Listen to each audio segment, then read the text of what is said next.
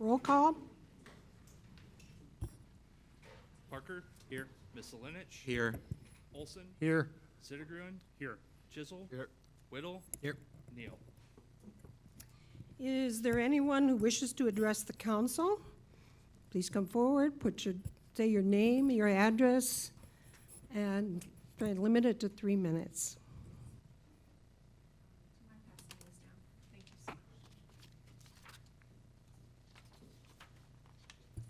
My name is Danielle Dotsenrod, 2136 Horn Hollow Road, Decorah. As representative of the Wenatchee County Saddle Club, we believe the following rules and regulations approved by Parks and Rec Board to be unfair and unreasonable. Parks and Rec established there to be a max of 4 equestrian riders allowed in a group. If we have more riders, we require a special permit that has to be approved by City Council. Meanwhile, there is no limitation on the number of mountain bikers allowed in a group. The proposed equestrian rules state horses have to stay off the trail for 24 hours after rain or snow days. Currently, rules do not specify 24-hour prohibition for any other user group, including mountain biking. We would like to see the same rule apply for both user groups. No speed limit was established for mountain bikes. This is a major, major concern for equestrians.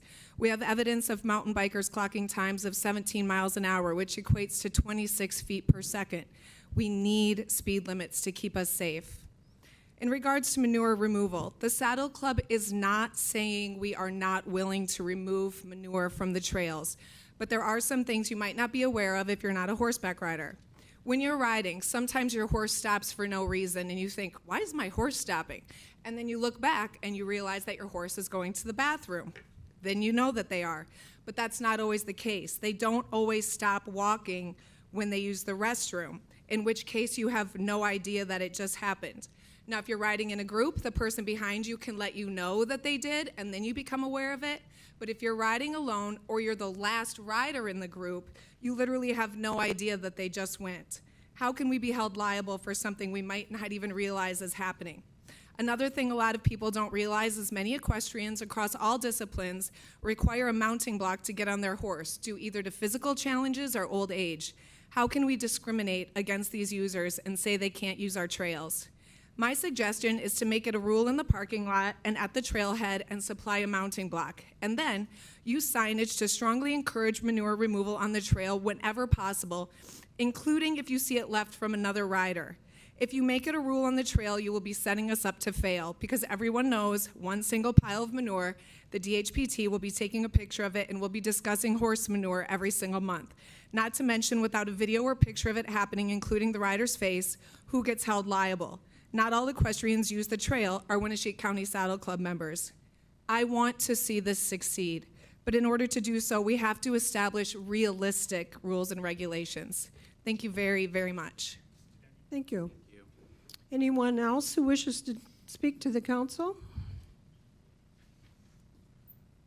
My name is Jim Dotzenrod, 1583 Canoe Ridge Road.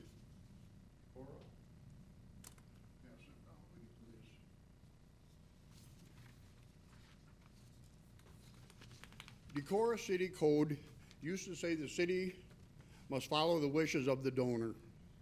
And then that got changed last year. Shouldn't the city have to honor the wishes of the donor? It was in the rules or in the code for so many years. Van Peden probably seen that. And even if it wasn't in there when Van Peden gave or donated the land, it was in there. And Van Peden should be grandfathered in. Horseback riders did not fight or dispute mountain bikers coming on the trails that were partially deeded for our use, and we were responsibly riding and no problems or conflicts on or before we got there. I think it's unfair now to create rules and regulations that are unfair to the horseback riders. I respect the mountain biking is more of a solitary sport and maybe not as a family group oriented as horseback riding. But horseback riding is an activity shared by family and friends. It's not fair that we don't get to ride with our loved ones just because it isn't common in their sport. In my family, we ride with myself, my brother, who's 67, my daughter Danielle, 46, my daughter Amy, 44, my niece Rochelle, 41, and my great-grandson who is 6. with them stipulating just 4 riders at a time, how is a person supposed to enjoy this as a family thing? It's just not right, and the bikers can ride as many as they want in there. So who do I tell to stay home out of this? No, we're at 4 people, so you can't go. Another thing that Danielle touched base on was the speed. If any of you were raised on a farm, you know how animals can get scared. We could be riding at Van Peden with all the leaves and everything, and my horse will tell me a long time before I see it that there's something coming at us. And when them bikes come out of them hills, 10 miles an hour, it scares them animals. So they're saying share the trail. That's fine, we'll share the trail. But if they're 50 feet away, the horses still think that's a bear coming at them. This is all about safety. They gotta stop. And if they don't see us, and they might not see us right away, if we can just say, hey, stop, and then we'll go by, and then everything will be all hunky-dory on everything. Now, if it's a matter of speed, they could go right across the road to Palisades. It's the same terrain, right across the road, same terrain, same trails that the horseback riders made and are not allowed to ride. Thank you. Thank you. Thank you. Anyone else?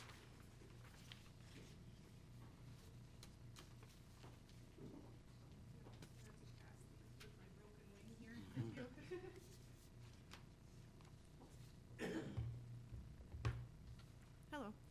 Amy Hilgerson, 222 Pleasant Street, Elgin, Iowa. I am a previous resident of Decorah, a lifelong Winneshiek Saddle Club member, and also I served on the city council in Elgin, Iowa, so I understand the position that all of you guys are in and the tough situation that you are to balance everybody's needs and wants for a community. When it comes to city leadership, citizens need to know that they can rely on and trust that what the elected officials are saying is truthful and factual. I'd like to point out that certain Parks and Rec board members make statements at meetings that lack any burden of proof, and they're not supplying the public with any kind of facts to support claims that they make. This is very evident at last week's meeting. During those meetings, public comment is not appropriate during the time of it, to actually fact check something at that time and to question anything, so we have to do it later on. So whose responsibility is it to actually check these facts and these statements that are being made, especially when policy is being made by these statements, and if they're not always true and factual? Also, so it was brought up in a meeting about discussing that no professional guiding can be done by equestrians, so we can't, have a professional take out a group of people out into it. And board member Zach Current questioned if other user groups are allowed to do this. He was told no, not once, but twice. We have been informed that this isn't necessarily true, which, if that's the case, it's very concerning that multiple board members made this statement. I would also like to bring to your attention that some of the members of the Park and Board Rec have not been behaving professionally. And it's been happening towards us at the Winneshiek Saddle Club, but also to their fellow board members. Last week, Benji Nichols and for the first time Brian Furman were this way. Luckily for everybody involved with it too, board member Zach Current, he told Brian at that time, you're acting inappropriate. Feel that those 2 board members have also been inappropriate and unprofessional when they've been addressing their fellow board member, especially the chair, Ritgard. Due to these concerns, I'd like to request an update on where the city council stands in regards to restructuring the Decorah Parks and Rec governance. Thank you. Thank you very much. Anyone else?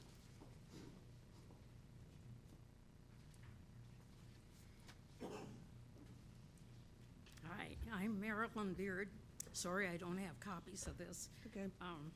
I'm 78 years old. I've ridden horses on trail rides all my life. I enjoy nature, and I can't ride a bike anymore. I can't hike. I'm getting old. I've had surgeries. But however, I can ride my horse for hours and enjoy the nature around us. My family has been generations of riding horseback. In my situation, there's 4 generations now that ride together.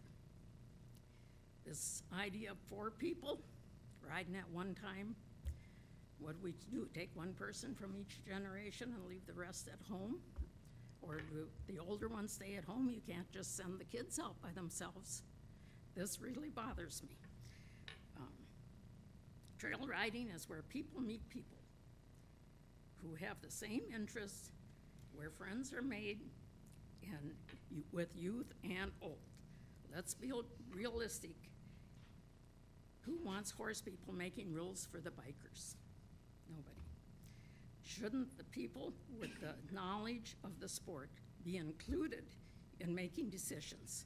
We need to have open minds and listen and learn from each other. If we don't know and understand, shouldn't we at least ask for their ideas? Or are we too close-minded that we think we have all the answers and no one else's ideas count? Sometimes people make rules, have never tried to understand the other side. We need communication from both sides. To be open-minded and have facts, we should be able to learn from each other. In short, get along. Everyone has their own interests, and that's good. The horse people enjoy walking their horses and enjoying nature, including kids and friends. We can teach our kids a lot about being with them and explaining nature, building friendships, and getting the kids away from their electronics for a while. It's called family time. Who would like to add? I would like to address a few other issues at this time, but time does not allow. So thank you for your time. Thank you very much. Thank you. Anyone else?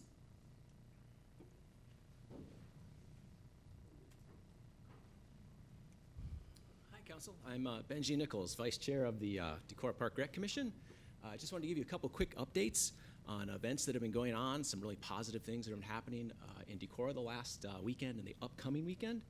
Last weekend, we had the Iowa Scholastic Mountain Bike Race. Took place up at Palisades, Ice Cave, Van Peenan areas.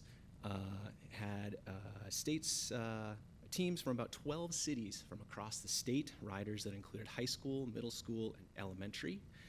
Everything went smooth. Extra special thanks to the Decorah EMS and fire services, including EMT Ben Shockey, volunteer fire department member Jess Ryerson, who volunteered their time that day to be there on site and provide any needed services, which were thankfully not needed on Saturday.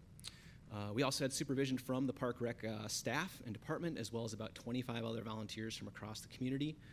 The statewide organization was really pleased with how the event went, and there were a lot of young people getting a taste for what our region offers, which is super cool. This coming Saturday is the Crater Trail Run. I saw Scott Searcy this afternoon. He started marking the 25 and 50K courses. I think he's expecting somewhere around 200 runners this Saturday. And I'll point out that both of these events operate under city special use permits. They go through the same permitting process that's been set up by the municipality for years now. Both of those organizations individually hold multi-million-dollar private insurance policies in accordance with Decorah municipal policies. And interesting talking to both organizations that operate those events, if we were to estimate, if the numbers show correctly, we're talking about the possibility of an impact of maybe somewhere around 500 families getting to experience Decorah from the outside last weekend and this weekend. And again, I'll point out that's through special permitting. Those are agencies coming from outside the state and bringing them in. So some really powerful events that are bringing people into Decorah. I know this weekend was a little slower than others, and I think there were several businesses that mentioned they appreciated seeing those folks come through. The last piece I'd say is I'd encourage any of you to take a hike through Palisades, Ice Cave, up through Van Peenan this week if you get a chance, or even more so maybe next week, and you can see how it's pretty impressive that these events can happen, and you actually wouldn't know that they even took place outside of maybe some marking paint or similar things to that, which will either grow out or be washed away. So just wanted to give you those updates. Thanks. Thank you. Thank you. Anyone else? Hearing, seeing none. City manager, department head, and council reports. Okay. One thing that kind of double-edged sword, I feel, to bring to attention, but it's gonna happen regardless whether I bring it up or not. This year in the legislative session, Senate File 303 was approved, which removes the city's and county's ability to restrict the use of fireworks on the 3rd of July, 4th of July, and December 31st. So come July 3rd, fireworks can be discharged inside the city limits until 10 o'clock from 10 a.m. until 10 p.m. And on July 4th, it is 10 a.m. to 11 p.m. So for all the residents out there that as these fireworks are going off and you want to call the police department, please know it is legally not just allowed by state law, but it's actually prohibited by state law for us to say no. So don't call our police department, call your local representatives at the state. And they have to be on their own property. Is that Correct. So correct? in addition to that, when you can call the police is if they are shooting them off in the street or off the levee or in a park. If it is city-owned property or any property that they do not have permission to shoot fireworks from, you can still call the police department on that. So that's one thing I wanted to report on. Hopefully we get good media coverage on that so that it can help heat off some of those phone calls, at least to us anyway. Secondly, the Alliance street lighting action that the council took on first phase of Hively in communications with Alliance staff following up on that. Apparently the staff member we had been working with, the proposal wasn't quite accurate, and so we've got some updated, largely they can do the design, do the installation, but it would not be a metered set, so it would be on a price per light, and Alliant would retain ownership of the pole. Those are the two main things that were different from that initial proposal we were given. We're doing the financial look at it, and we'll have that ready for the next council meeting as well. That's all I have. Okay, Carrie, Nothing tonight, Mayor. anything else? Brent? I just have one thing. I truly appreciate people that come to our council and speak on behalf of their cause and speak on behalf of something that they want to inform the council on. So for everybody that's here tonight that spoke, thank you. And also the public, we truly do listen when you come and speak at our podium to give us information. So we just try to encourage that to be a continued practice that you do if you want to voice a concern or opinion. Christopher?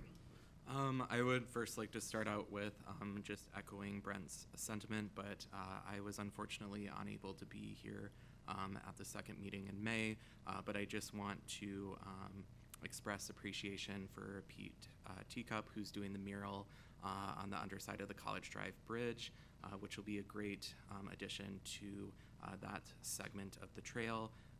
Work has already started on that, so look for the finished project here in the next couple months. And also special thanks to Councilmember Olson for spearheading that, and as well as SMID for providing the funding for that project to occur. Kirsten? Nothing tonight, Mayor. Steve Zittergren? I have nothing. Randy? I just want to give a shout out to our area athletes who participated in the last couple of weeks in the state tournament. Our track teams did very well down at state, both the boys and the girls. The girls tennis team, I just got a notice when I came in here, they finished third today in the team competition, and the doubles team of Hinker and Hinker finished third on Saturday. So congratulations to all our area athletes. They represented us very well. Cody? Nothing tonight, Mayor. Thank you. Okay. Mitigation banking draft perspectives. Travis, do you have anything you want to put forward? Largely just introduced Judy. and Okay. I'll turn it over. And, okay, so you're doing the screen share down there? Perfect. All right. with Okay. that, take it away, Judy. Hi, my name is Judy Joyce. I am a senior geomorphologist and Director of Water at EOC Environmental Group. Today I'm going to give you an update on the mitigation banking prospectus that we've been working on and kind of give you a little bit of a history of where we started, where we're going, and some options. Go to the next one. First, our name change. Basically, we were Impact 7G. We are now EOC Environmental Group. EOC is really a new company of 4 companies coming together: an environmental division, a forest and utility division, technology and innovation division, and a sustainability division. And so it was basically a group of environmental-minded people who wanted to get together and operate under one group. So that is really who we are. We haven't really changed any people. We're just the same group, just us sharing services. So thank you. So if you remember last year, we did a feasibility study. We looked at 4 reaches. Is there any way to remove that block or hide it on the right there? I think he's working on it. Yep, thank you.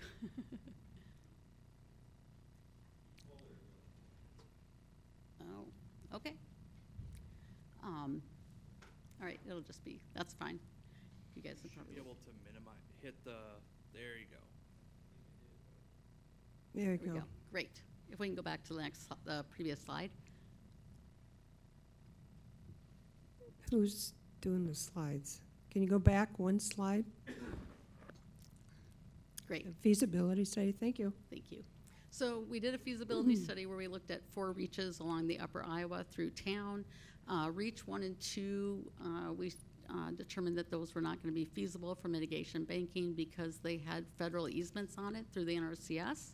And so we removed those from the possible project and then looked at reaches 3 and 4 as potential mitigation banking. There is additional funding that we talked about in the feasibility study for those reaches if you did want to do some restoration on there, and those are listed on the slide. Next. So in the draft prospectus, we renamed everything, so reach 3 and 4 became 1 and 2, just to make things a little bit more confusing. And we had a conversation with the Corps of Engineers, and they looked at what the current need is for this service area, as well as what other mitigation bankings were coming online. And so their recommendation was to just stick with 1 reach rather than to do 2 reaches. I think if you click it, it'll highlight. It should highlight it. Yes. 1 more. Thank you. So the decision was made to move forward with Reach 1, which would generate around 93,000 credits. I just want to just note that my experience with the Corps, I have been working on mitigation banking since 2000. The first mitigation bank I did was with the city of Iowa City. There was a Supreme Court ruling, and Iowa City thought that we won't have to worry about wetlands anymore, and so they decided not to move forward with the project back in 2001.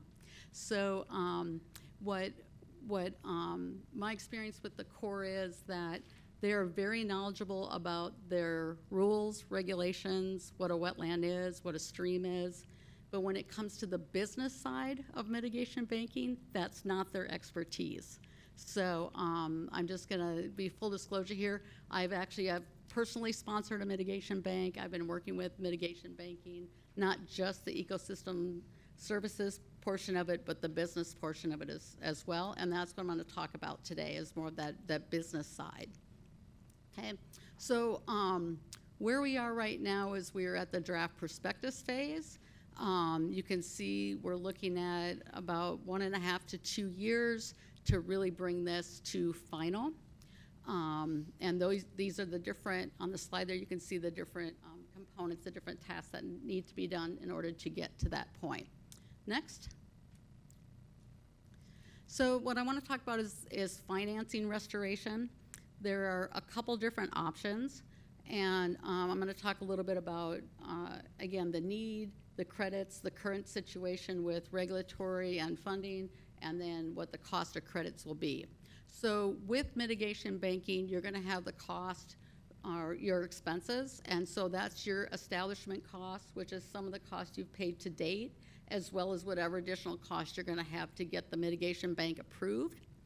There's the construction cost, there's the annual monitoring of the site and the maintenance associated with that site, and then you need to fund a long-term management fund that provides money for management in perpetuity. So those are all basically your expenses, and then your income potential, and this is gonna be from the sale of credits that you're gonna generate from this restoration. So when we look at the price of credits, again, we're looking at with REACH 1 based on the current concept, the current draft plan is we're looking around 93,000 credits. Credit sales in the past have been anywhere from $75 to $125 per credit. The last credits to sell to the Iowa DOT were $125 a credit. So that seems to be close to like the going price that at least I'm seeing is that $125 per credit. Now, that could change. It goes with the market. You can change the price of credit anytime you want. So if you are the only one that has credits in the service area, you can increase your credit prices. If you've got more people, more banks, more credits available, and you want to sell right now, you could lower your cost per credit. So really, you're going to look at what the market is, what the demand is, and then you can decide how much you want to sell credits for. Some people or some bankers, if there's a lot of credits available and they know that there's a lot of need coming, they'll hold their credits, or they'll still give a high price.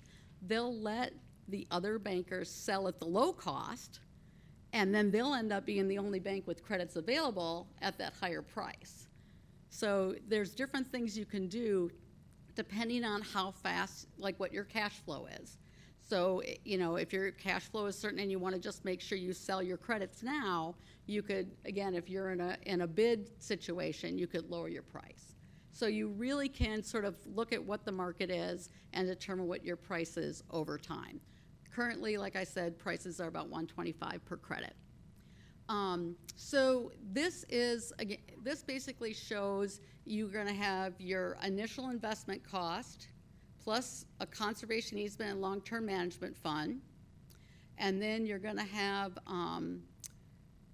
once you make that investment, you'll get your return on your investment. And then the community is going to get benefits on top of that, because you're going to get that stream restored, you're going to get economic development associated with that, you're going to improve your stream access, your water quality, flooding, mussel habitat, fish habitat, eagle habitat, all of that's going to benefit by this investment. So this is kind of a quick breakdown of what those costs are per year. And I think if you just switch to the next slide, that's something you can look at later. But if you look at this table here, this is looking at what the cost is and expenses are, as well as the net over time. So below the axis, it's sort of an orangey line, is your expenses. And you can see how initially you're going to have your establishment expenses, then your construction, so that's the big negative there of probably about 4.2 million for construction. And then for the next 10 years, you'll have ongoing monitoring and maintenance. So that's the cost, again, over time. Your sales is the green line, and you can sell 15% of your credits before construction. So the nice thing about that is that that will generate some money that can go towards your construction. So you'll be able to sell 15% of your credits even before you break down or break ground. And then the yellow line there is your net. So oh, sorry, I have that wrong. The yellow line is your income over time, sorry, and the green line is your net. So what this basically shows is in a situation where as your credits get released, every year you get 15% released.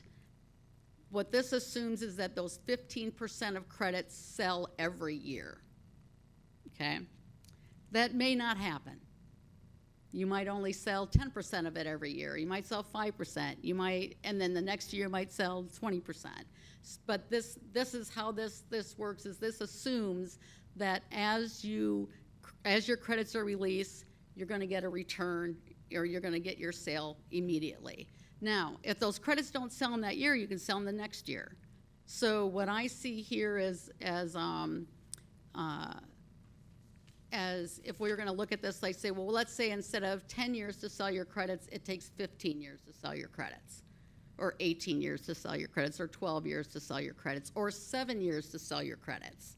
So this is just assuming that, again, those credits are going to be sold over a 10-year period. Okay. Next. Okay. If it was decided that that initial investment was not feasible, or you just decided you didn't want to take the risk because of rules, regulations, political, how much money the city has to make this sort of investment, you can bring in an outside investor. And so in that case, that outside investor covers all the expenses. They cover, again, all that establishment stuff, all the monitoring and maintenance, the long-term management fund. And then what the city gets is a share of the sales, a percentage of the sales. So they get all those benefits to the community for the work being done, and they get a return, or they get a return for that land being used. They don't get as big a return because they didn't make that initial investment, but they still get, again, 6 to 9% of the sales. And this is negotiated with the investor. So if we go to the next slide. In this case, the way I have this set up on this table is I'm assuming that the bank investor is going to give the city 8% of the sales. And so in this scenario, the city would get almost $1 million for their percent of the sales, plus they would get the long-term management fund, which is here's around $200,000. And that $200,000 would be earmarked for maintenance of the mitigation bank, of the stream site. So that is another way to approach this, where there is less risk of funds, there's less risk to that investment, and yet you still get the work done, you still get the benefits of it, and you get some money on top of that. Next slide. So this shows basically how that would work, is that as the sales would go over time, there would be a percentage of those sales that would go to the city. So again, assuming $125 per credit and then 8% of the sales. Okay, next. So who are these investors? Next. They can be out of state. There's several out-of-state firms that this is what they do, is invest in ecosystem services. So they look for property owners to do this sort of work. And they, again, they would have a contract with you to negotiate. You guys would negotiate what you would want as your percent of the sales. You would negotiate what your input would be, what the design would be, all of that. You would have basically a negotiated agreement. There are Iowa investors that, again, not out of state, local Iowans that have been investing in mitigation banking that would be, might be interested in investing with the city and partnering. Again, full disclosure, I have done this once myself, is investing in a mitigation bank. And then next, you could also have the community invest in this. So this could be local businesses, landowners, that maybe outside groups that really like Decorah, that like the Upper Iowa River, that would like to invest in your town. So you basically form an entity of investors, people donate it, or not donate, sorry. They invest money into this to cover all those expenses, and then they get their return once those sales are there. So that's another way that this could be done. So next steps, we want to find out if you want to do this, you're going to find investors, decide which way you want to go, and then You're gonna look at, again, the field assessment, some of that has been completed, the preliminary design and the prospectus, some of that's been done, and then we're gonna be looking at the final design, the construction, the 10 years of monitoring and maintenance, and then your long-term management of the site. Next, and then again, here's all the benefits you're gonna get from doing a project like this, an investment like this. Finally, thank you. I'm available for questions. Oh, and I just want to say Reed Stommer, who's our hydroecologist, is on the virtually. Can I ask a question, Mayor? Sure. Great. Thank you very much. I've got a question about the post-construction management aspect of it. It looks like, there's this long-term management fund of, $700,000 or whatever it was. Is that just calculated to be sufficient to cover all the ongoing management costs in perpetuity, or how is that come up with, and what are the long-term management costs of it? Yes, very good question. So first, the ongoing maintenance and management of those 10 years, the long-term management cannot be used for that. The long-term management comes in after the bank closed. So all the credits are sold, the performance standards have been met, and the project is signed off by EPA, the Corps, and the DNR to say, yes, this project has been successful and has met the performance standards. At that point, the long-term management fund becomes available, and this would be to the landowner or to another entity it could go to. The amount of that fund is determined working with the interagency review team. So it's the EPA, the Corps, and the DNR, and there's a Nature Conservancy toolbox that's used to determine that amount. That money, or the long-term management fund, is typically fully funded in the first 3 years of the monitoring and maintenance. So that money goes into a trust, interest-bearing a trust. So by the time you sign off on the bank, you're going to have that additional interest in that as well. And so, even if it starts out at 200, you'll have some interest in that, depending what interest rates are, right, in your savings. That is typically enough to do maybe a look at with the city twice a year. If there's mowing, if there's spraying you want to do, that would be available. It is very limited to maintenance on that site, and it can't be used for things like a mower, equipment. It could be used for signage or fencing, but it doesn't cover like a staff time to manage it. And I guess the meat of my question is that amount sufficient for the long-term maintenance needs?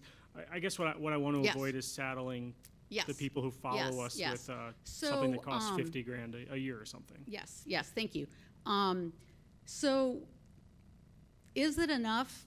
When I worked with the city of Coralville on this, their answer was no. So what they did is they set up another fund that would go to Park and Rec and would be earmarked to cover additional cost. And that money was unrestricted. It was set up by Coralville. It wasn't required by the agencies. And then that money could be used for a mower, to hire staff, and to do additional work if it's needed. And so they had the long-term management fund that was restricted, and then part of their sales they put into another fund. And basically they doubled it so that they would have that additional funding that would be earmarked for Park and Rec. As far as what the requirement is, you are required to manage it just like you manage the river now, and how you manage your other natural areas. So there's no federal oversight that's coming in and say, hey, you got to remove these weeds, or hey, you need to plant another tree. It's basically you get to do what you normally do for maintenance. Once the bank is closed. Once the bank is closed. Yep. Okay. Just my only other question, I'll ask the follow-up then. Can you speak more to why the recommendation is to limit the scope to Reach 1? It seems like Reach 2 has more credits available, and is it just to simplify the project? So the Corps was concerned that if you created too many credits, they would sit in the bank for a long period of time, and that you wouldn't get your return quick enough. Their concern is that you saturate the market. Now, as I mentioned earlier, they are not business people. They just know what's on their plate and sort of their gut feeling of what credits are going to sell or not sell. They also want to just caution people from an investment standpoint, don't invest too much if credits aren't going to sell. So that's where the Corps was coming from, in my opinion. The Reach 1 was decided to go with because it has less impairments. The Reach 2, there's going to be more archaeology there, more restrictions with that existing road. It's just a little tighter there, so it was looked at that Reach 1 was just simpler. It wouldn't have those sort of challenges. Wouldn't have those challenges. So, but if you wanted to go and do both 1 and 2 at the same time, you definitely could.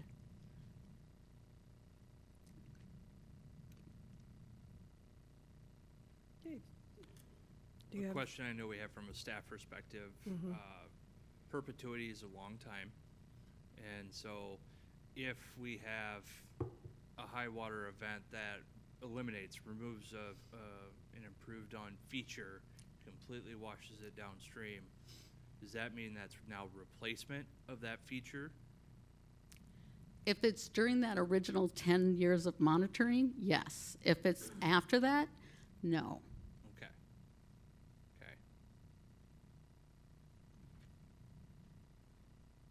What the other thing with perpetuity is that you'll have a conservation easement and a conservation easement holder. In your conservation easement agreement, you want to read that very carefully, because whoever the easement holder is, they'll hold you to what's in the easement.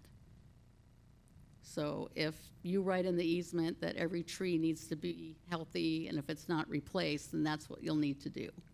So you'll just need to negotiate that with the conservation easement holder. There was something else. If I remember right, Reach 1 had all but 2 smaller parcels owned by the city. I believe so. I believe so, yes. Is there a place that I can go for information on the historical value of the credits on the open market? I mean, you mentioned 125, you mentioned 75 to 125. Like, the nightmare scenario is we spend several $1 million and then they're worth $20. Yes. So how do we know that they Yes. don't go below that profit-making number? Stream mitigation banking has only been around since about 2020 for sale, 2019, 2020. There just isn't a lot of historic data available.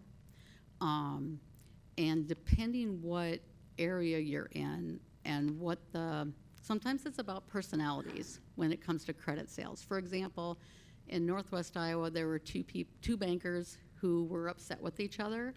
And the one banker, he had owned the land, he did the construction himself, it didn't cost very much when he did it, and so he decides to sell for $30 a credit just to make the other person mad. He didn't care if he lost money. You know, you can contact the Iowa DOT and ask them what they've paid for, or for credits, and I know that they've paid that $30. I know that because that was the DOT they were selling to. I know that the last few times it's been 125, and then I know some people were selling for 118 and 85. So you know, some of it depends on, again, if you're the only one available, you're gonna go up. So I know one bank, they let one banker sell out. They had 4,000 credits. They sold all 4,000 at $87 a credit, and then the only credits available was the other bank that sold at $125 a credit. So it depends on how long you want to hold on to it and how comfortable you are with risk. So another thing that might be important to remind council and point out to new council members that haven't heard this since, we've started this, 2 years ago, I 2 think? years, yeah. So within mitigation banking, if you are disrupting bridge replacements are a big one that they typically, whoever's doing, whether it's a county or even a city, if you are doing a bridge replacement and you're disrupting that riverbed, a lot of times those types of construction projects are requiring these mitigation bank credits. And so it's important to know that you can only buy the credits in the same region that your project is in. So we are in the, do they call it the driftless? The driftless region, yes. The driftless region for the mitigation banking. It's one of 9. Yep, nine different areas. And so far, there isn't a stream, there hasn't been a stream mitigation bank in this area. So we have no data to compare what credits are gonna go for in this area. There are 2 mitigation banks that are kind of around the same time as this one. So they may go on kind of at the same time, depending if they're delayed or sort of what goes on. One was a little bit ahead of us, but it was Small. also very small. It was very small. And then the other, I guess the last thing, or another thing to be aware about with regard to risk is that this is tied into permitting. So you have a bridge project, you're gonna impact a stream, you go through the permitting process, you need to buy credits for those impacts. Regulations change, there's Supreme Courts make changes, there is risk to where the rules and regulations are gonna go. And things have been a little uncertain recently, so that is just something to consider. The belief in the mitigation banking industry is that streams and wetlands will continue to be regulated. It's just that some may not. So there might be a little bit less here and there. We really don't know where things are gonna go in the next couple years. We do know that this bank would not go online for probably another 2 years, or a year and a half, 2 years. So, and then it would start construction probably 3 years from now. So you would have time if the market changes to say, we're gonna hold off construction for a while until we know things are gonna, before we make that next level of investment. So you can sort of look to see where things are gonna go. That being said, if yours goes through and you're the only one in town and the rules don't change, you would sell, your credits would be there and you'd set your price. You mentioned that Coralville was in the process of going through this. What stage of the game are they at this point? So they are through construction, the major part of construction, and they're just getting some final trees planted, and they will have their second release of credits. So their first 15% sold within the first month of when the bank was approved. They were able to sell that 15%, and then that second 15% should come up in, I could ask Reed. This week. This week? Okay. Yeah. All right, so they should get that second 15% this week. And then we'll see where the market goes on the credit sales go on that, so. You know what kind of price range that was sold in? They are keeping it private. Okay. And they're actually, and I recommended this to them, that they keep it private from me, because since I invest, it's good that we don't, kind of like when a realtor represents both sides, right. I didn't want to show a conflict of interest, so they keep that private from me. You could ask, you can call up Kelly Hayworth and ask them. Okay. So, but right, don't tell me. All right. We'll keep it a secret. Thank you. Okay, any other comments? Questions? If you haven't seen the feasibility study, that did cover a need assessment. And so we had reached out to county engineers, and the Iowa DOT looked at what mining might do in the area. Those are usually our big impacts, to see what the needs were. So that's in that feasibility assessment, so. Okay. Thank you. I might just quickly add since we have so many visitors tonight, as well as some new council members, since we first started this whole endeavor, one of the chief reasons we explored this avenue was that there are a number, especially within Reach 1, there are a number of projects on the upper Iowa that we're looking at doing anyway. We're, knock on wood again, one or two good high water events from losing part of the Trout Run Trail as it runs next to Pulpit Rock Road. And so to do some bank armament there, Doug Road, we're continuously trying to address sloughing off into the river there. And so there are numerous areas along that stretch that we were looking to do construction, and we explore this as a way to be able to recover those construction costs. Now, $4 million worth of construction costs with the potential of making $6 million revenue sounds great, but for further discussion, we don't exactly have $4 million liquid to spend on that type of project right now. And if I may add one more thing, with those improvements that you do, where you're talking about with the trail area, it could be that work along the bank is determined to be a stream impact, where you may need stream mitigation credits. So just a heads up on that. Okay, thank you. Thank you. Judy. Oh, Oh, just, sorry. no, thank you. Okay, Yeah. thank you. Consent agenda. Item A, minutes of the May 19th, 2025 council meeting. B, claims. C, retail tobacco permit 905 Short Street, Quick Start number 629. D, retail tobacco permit 1101 Montgomery Street, Quick Start number 1081. E, retail tobacco permit 306 College Drive, Quick Start number 1190.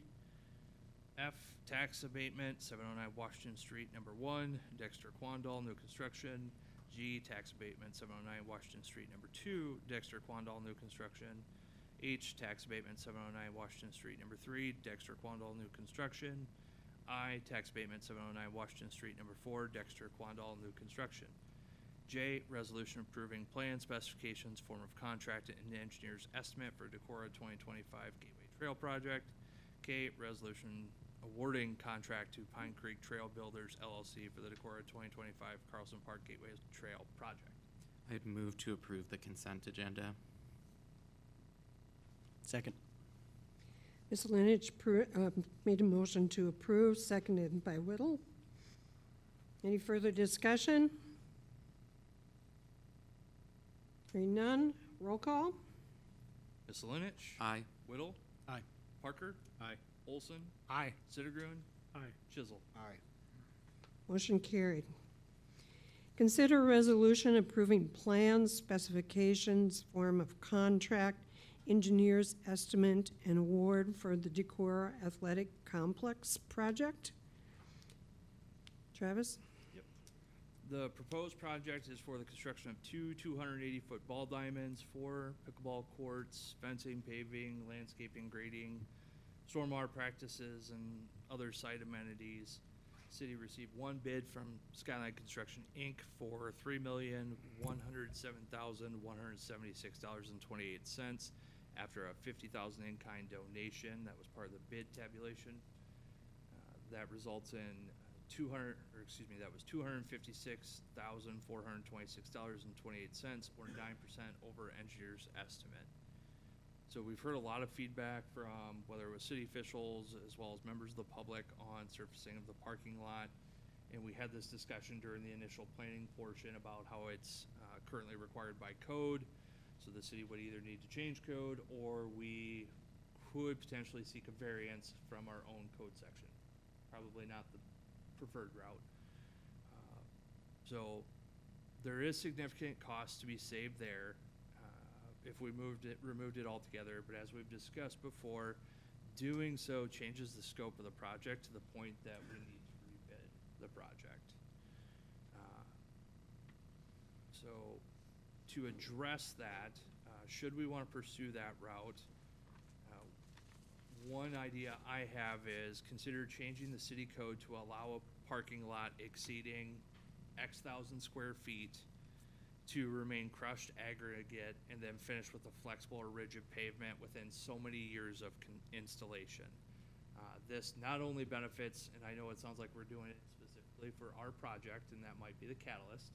However, this has come up historically as well, where some have asked to be able to do this, and honestly, others have been given a variance to do this as well, to allow that crushed aggregate so that they can get better compaction and then come over and pave at a later date. Actually, we do have one site out there that has received a variance with that same I believe it was 5 years given for them to pave. So this, of course, would help lower the project costs, and we could include this as a potential phase 2 part of a project. While rebidding, should the council reject this bid, we could potentially change other aspects of the overall project. For example, the current fencing includes vinyl coated galvanized fencing. Would recommend changing that to standard galvanized fencing. Let's see here. Also downgrade vendors listed in the specifications for certain items like the dugout shelters and batting cages. We can find a different comparable vendor, lower that price point as well. We could also include several elements as alternatives. So a base alternate type structure where the base is the bare minimum we want the project to be awarded with, and then list out a number of alternates that we want pricing for that we could add to the base bid. So these types of alternates could include different elements like the batting cages, drain tiles in the outfield, type of pickleball surfacing material, or quite even, and this isn't necessarily a recommendation, but these are considerations, you could have the pickleball courts themselves as a alternate. You could have one ball field be the base bid, and then per each additional ball field is an alternate, so that you could know, okay, to add on ball fields 2, 3, and 4, what would it cost per ball field to add those in? So anyway, we could structure the bid like that instead. Another alternate would be that from a staff perspective, we would recommend at least putting in there based on if we do go back out to bid. If this is rejected and we go back out to bid immediately, would be laying sod in the outfield, so that way, even if it's just one field, get that alternate pricing, because we are running up against a timeline that should the school construction remain on its current time schedule, we're not gonna have a ball field next spring. At least one that doesn't have a 200-foot outfield fence in it. Let's see. So the project, as I've talked about before, it's already heavily reliant on private donations, and so awarding at its current level would increase that need for additional contributions. Fundraising effort is underway, however, still well short of the goal. Some of these comments that we've received, some of the comments received are on the paving of the parking lot, as well as we've received some pushback on just the overall project costs on, we need to bring it back within our budget as well. So this resolution is prepared awarding the contract to Skyline. However, staff would not recommend awarding the project and rebidding. Park Board has also heard these similar comments at their special meeting last Thursday and did vote to agree on rejecting the bid and rebidding the project. I do want to commend Skyline. Their staff worked diligently to try and prepare a number of potential credits to the existing bid package that should we award and then they would give us credit if we eliminated certain aspects of the project. But unfortunately, where we're at with the fundraising levels, as well as that paving the parking lot's been a big hurdle on the fundraising effort. It's a staff recommendation to reject and rebid.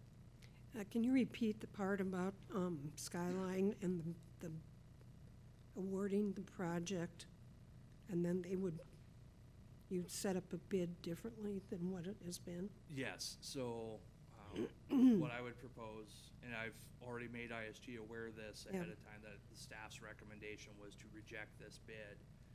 There are other aspects of this that I've already conveyed as well to the contractor, that I would unit bid this as opposed to, I know that was brought up in discussion during the planning side. Instead, lump sum, more or less lump sum was the design method on this.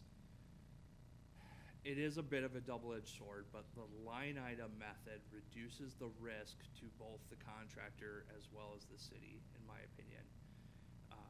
In a lump sum bid configuration, and I want to preface, I'm not saying this is what happened in this situation, but there is additional risk borne by the contractor that they may pad their numbers, not knowing exactly how much dirt they need to move, how much linear feet of mow strip that needs to be included, all that stuff. So since it's lump sum and they're not getting paid based on a linear foot or a square yard or metric or a ton or whatever the material might be, it's harder for them to bid it. So they typically pad those numbers a bit. Now, where it can be beneficial from a city on a lump sum perspective is if the contractor, it's really hard to come back and change order and say, well, I had to move extra dirt, so I need more money. No, you bid lump sum, this is what you get for the project. Now, when you only have one bid on that, it's hard to say that that was beneficial. Okay, council questions, comments? I've got a question about the rebidding process. I'm curious, what are the hard costs to the city, and then also what are the soft costs in terms of staff time? Like if we were to put this out for bid again?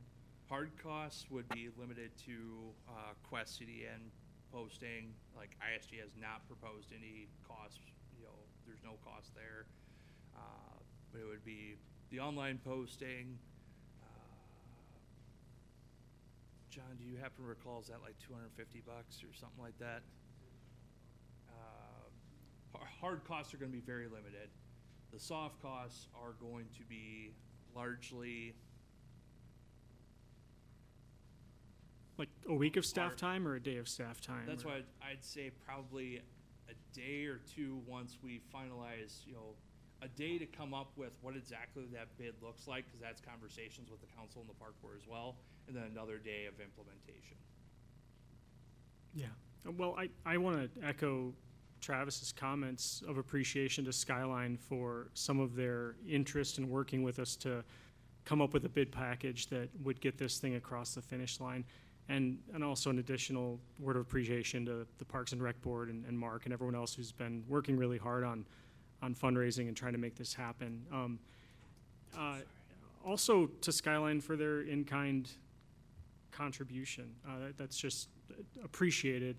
At the same time, I'm inclined to agree with staff's recommendation that the prospect of the kinds of savings that we could achieve without really harming city goals too much by simply changing the nature of the parking lot and changing our ordinances to accommodate that change nature. I think that makes it worth going through this process again, even if it slows some things down or makes them less straightforward. I appreciate staff coming to us with this hard piece of recommendation, but I think it's the right move, and it's going to get us the park that we need at a cost that makes sense for the city. So I appreciate y'all, and I'm in support of the plan. And in particular, when people are trying to create or do things in our city and our code creates issues for it or creates an unnecessary hardship, I want to know about it. I want people to come to me and tell me, as the city, we're engaged in building this project. Like, we're encountering obstacles that, does it really make sense that something that you really only use during good weather be required to have curb and gutter and drainage in the parking lot? We all know as a city that it works just fine at Will Baker to not have a cement parking lot for activities that are very similar to what we're hoping happens here. We know it works. We know it's better for the environment not to pour a bunch of cement. I think it's time for our code to catch up with what we know. I'd like to see us reconsider the code for parking lots in the city to be maybe more common sense with what works and makes sense and makes building affordable. And at the same time, I think we should rebid this thing. I'd like to echo what Steve said as well. I think people have done a lot of hard work on this already to get us to this point. My only question would be, if we recommend rebidding this project, do we have to decide on the city code changes and other things like that this evening, or is that something we can do at a future meeting down the road? So if I iron get those things overall out? consensus on the code change, then John and I can work on preparing something to at least have, fill in the blank type ordinance at the next council meeting.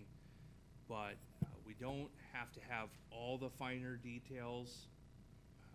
My goal would be to have this back out in 30 days where we're setting a public hearing. So at the next council meeting, let me look at a calendar, because I'm trying to time it with Park Board. Park Board, I think, meets the following Thursday. Is that right, Mark? So unfortunately, if we can have the discussion at the council level, we won't know what Park Board's thoughts are yet, but then Park Board can have the same conversation on Thursday as well, and we can hopefully see where they align, so that come the first meeting in July, when we set the public hearing on the new plans, they can incorporate both, and you guys can be informed of what Park Board's thoughts were from their June meeting. Okay. Yeah, I think it's a good way forward. I also am in favor of the bid being presented as base in almost every capacity with add-ons. I think that makes it a lot easier for potential donors to know what they're getting for their dollars, and also for us to make a decision on what we absolutely need and what we want, and trying to distinguish between the two. That's important work. I guess my only question then, before we go too far in one, with one particular approach to the parking lot, Travis, staff is recommending we consider for parking lots over X thousand square feet or something. I'm curious, could we instead consider making it use-based? If it's a seasonal activity or a outdoor activity, we don't require asphalt parking lots. Does that make sense? Could we do it that way? I know what you're getting at. That'd be, John, your thoughts on how we could phrase? It would come down to clearly defining Right.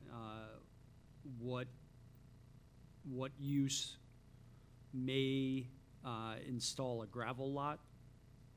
So I think we'd have to just work on that to make it clear who can do that and who is not allowed to do it. Now, then you got to have, I think you got to have a good reason, why you're doing it that way and why you're treating different groups differently, not just because, but because of these reasons. And council or staff will have to work on filling in the blank on that. Well, it's not worth having this conversation at too much length if the rest of the council isn't interested in a permanent sort of being okay with a non-hard service parking lot. So I'm curious what the rest of council thinks. My reasoning for it, the reason I think we should treat this differently from, let's say, a parking lot at a major retail center, is that this is mostly used during good weather, and that creates a natural a natural case where, like at Will Baker, if it's pouring rain, that parking lot isn't really used, and that's probably true here too. That's when you really want the hard surface, is during inclement weather during the winter. And so I feel like that would be the use that I would sort of say that we should make an exception for to the hard surface rule. And I'm curious if other council members feel that would be a worthwhile avenue to pursue instead of simply giving us a few years. My hesitancy on the sort of setting a code that says within 5 years we have to replace it with hard surface is at some point we got to raise money for that parking lot. And if you all think it's hard to raise money for a parking lot that isn't there, wait until you try to raise money for a parking lot that is. Yep. Other staff people? Just for clarification purposes, I know we have a couple parking lots used by Park Rec that are currently not. Is that because they were grandfathered in Yeah, they all after this? get pointed at, and right. what about that one? Yeah. I can't tell you. Okay. I really don't know how Will Baker was, because this code section, it was in there during codification of 1993, and so it's very possible it was just, we're just going to do it, and Okay. that's what we want to Okay. do. I can't speak to Okay, it. okay. I was But just that curious if is anybody actually knew. why we keep getting people Right, point at and be like, right, why are you right, doing this? right. It's up, you don't have Will Baker pave. Right, and the swimming pool's been that way for forever, so, Yeah. just curious. Other staff, other council? As far as I'm concerned with it, I definitely agree with staff and everybody involved that we should, not go through with this bid, put it out for a rebid. Again, I'm gonna echo everything, appreciate everybody that put time into this bid and the staff to put it out for rebid.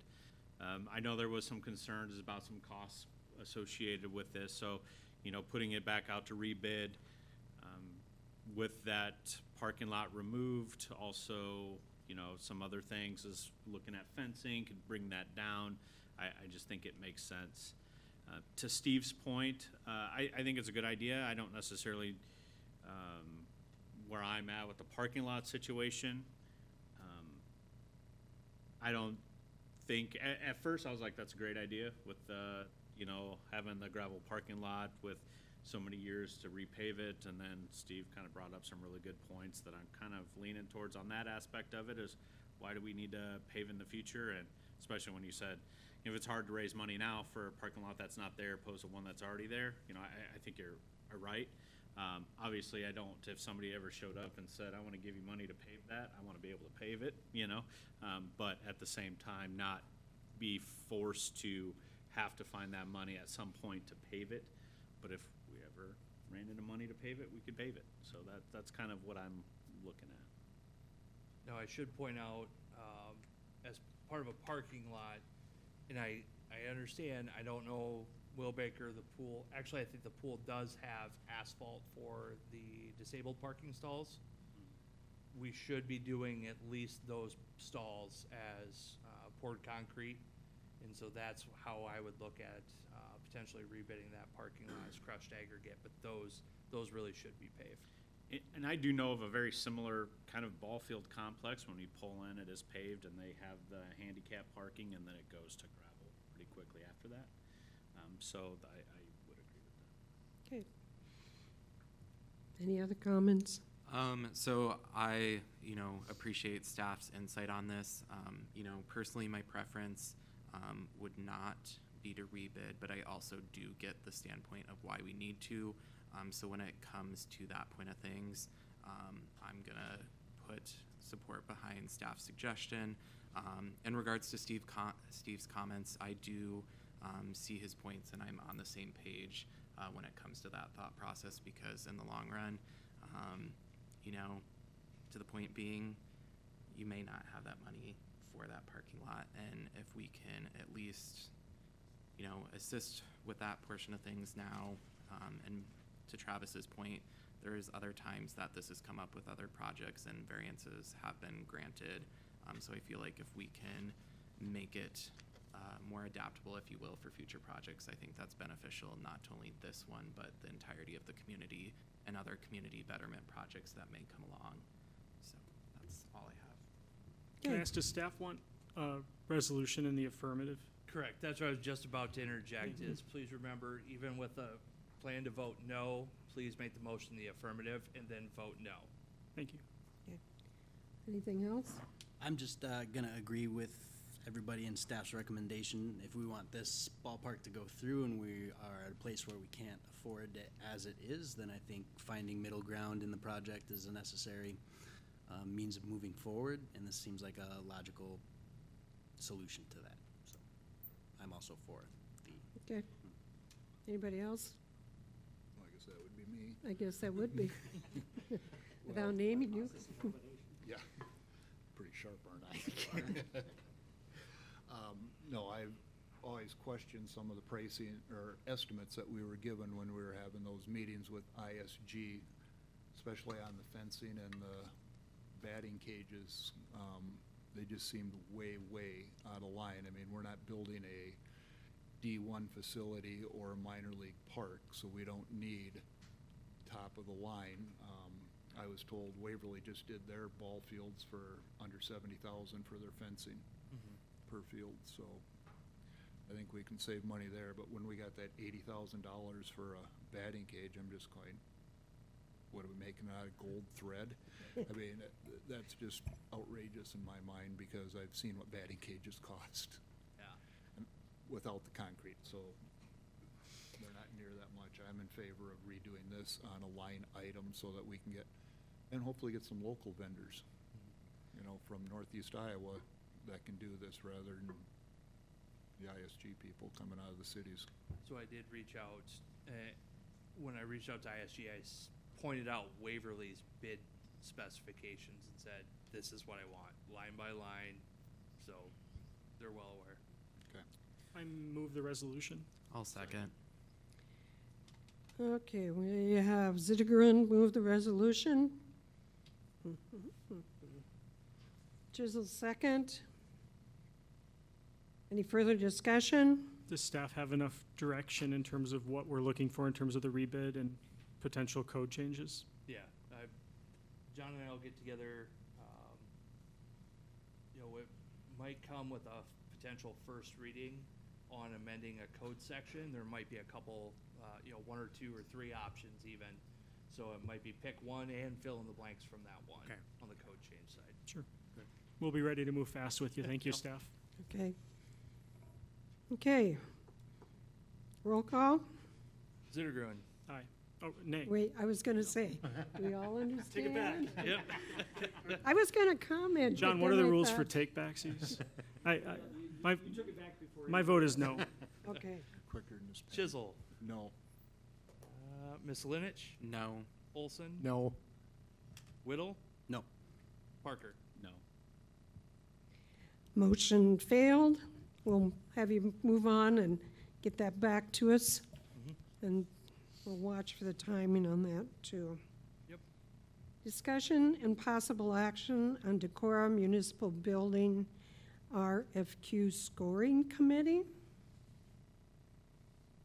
Okay, so the council discussed the fire station municipal building at the May 13th work session, and we issued an RFQ seeking proposals from qualified consulting firms to help us conduct a comprehensive evaluation of the existing building and assess and compare 3 different options, one being renovation in addition to the existing structure to create a public safety building. The second one being complete demolition and construction of a new facility on the current site serving only the fire department. And then the third option, complete demolition and construction of a new facility to serve the fire department, administrative offices, and park rec. So everything that's already currently here. Responses are due Friday, June 20th at 4:00 p.m. If council members would like to participate in the review and scoring of the RFQ, it'd be advisable to have council take action to assign them to the scoring committee. The RFQ indicates that we want to evaluate based on just the submissions, but interviews may be held on July 1st and 2nd. So this is very much similar to the Hively Street Phase 2 RFQ that we issued. Excuse me. And then with that, we did end up conducting 3 interviews, kept them very short, 20, 25 minutes, virtually. But that would mean we'd have to have those scores done and compared across the committee in advance of that July 1st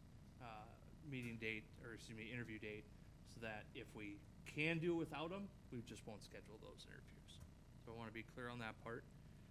The RFQ has been sent to 10 firms directly, and several have identified they will submit a statement of qualifications. I believe at this point I'm up to 4 that have.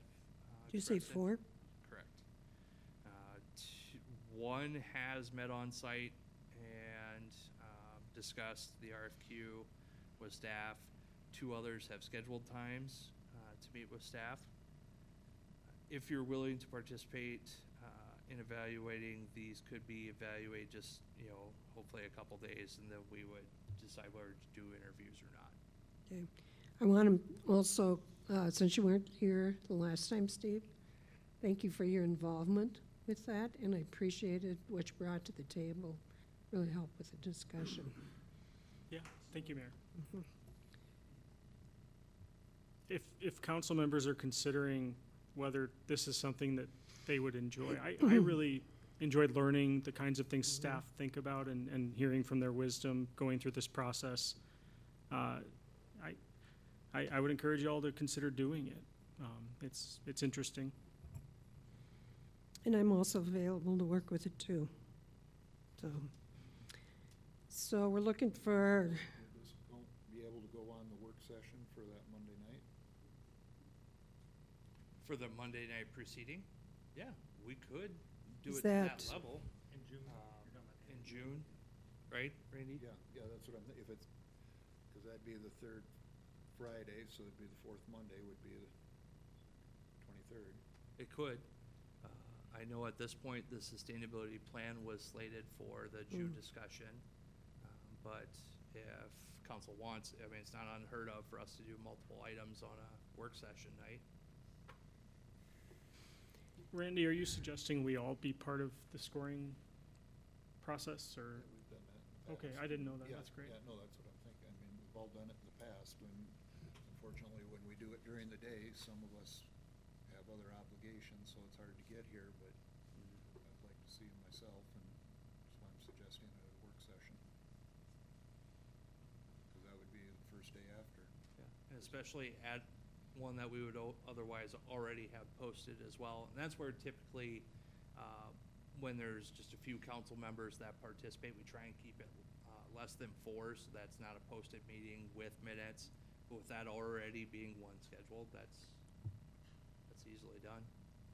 Is that something that if it's at a work session, we all participate, and you feel that we need to go to interviews, that like a select few of us could do those interviews? Or Yeah. if we all did the RFQ, then we'd all have to be a part of it?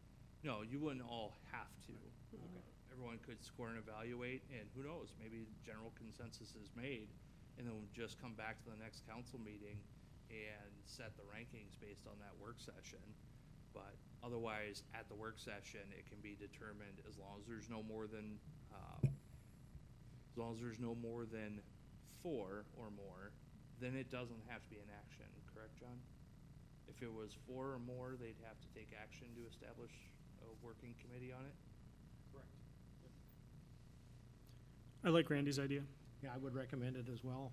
Just going along with what Steve said, that was part of the one that decided on the ball fields and stuff like that. It's a good process for everybody to be involved in, and have a chance to. So if we could do it at a work session, that'd be great. are you looking for action that would relate on that then, or do you not need the action? If that's where we're going, we don't need action Okay. at this point. Okay. One thing I will point out is that it's gonna be a bit of a turnaround. Now, I'm not ashamed to admit when the consulting firms ask me that what I'd like to see in a statement of qualifications, that's what their responses are called, or SOQs. I tell them, I don't like to read all that much, so don't send me 20 pages of text. Oh, Kristen's online.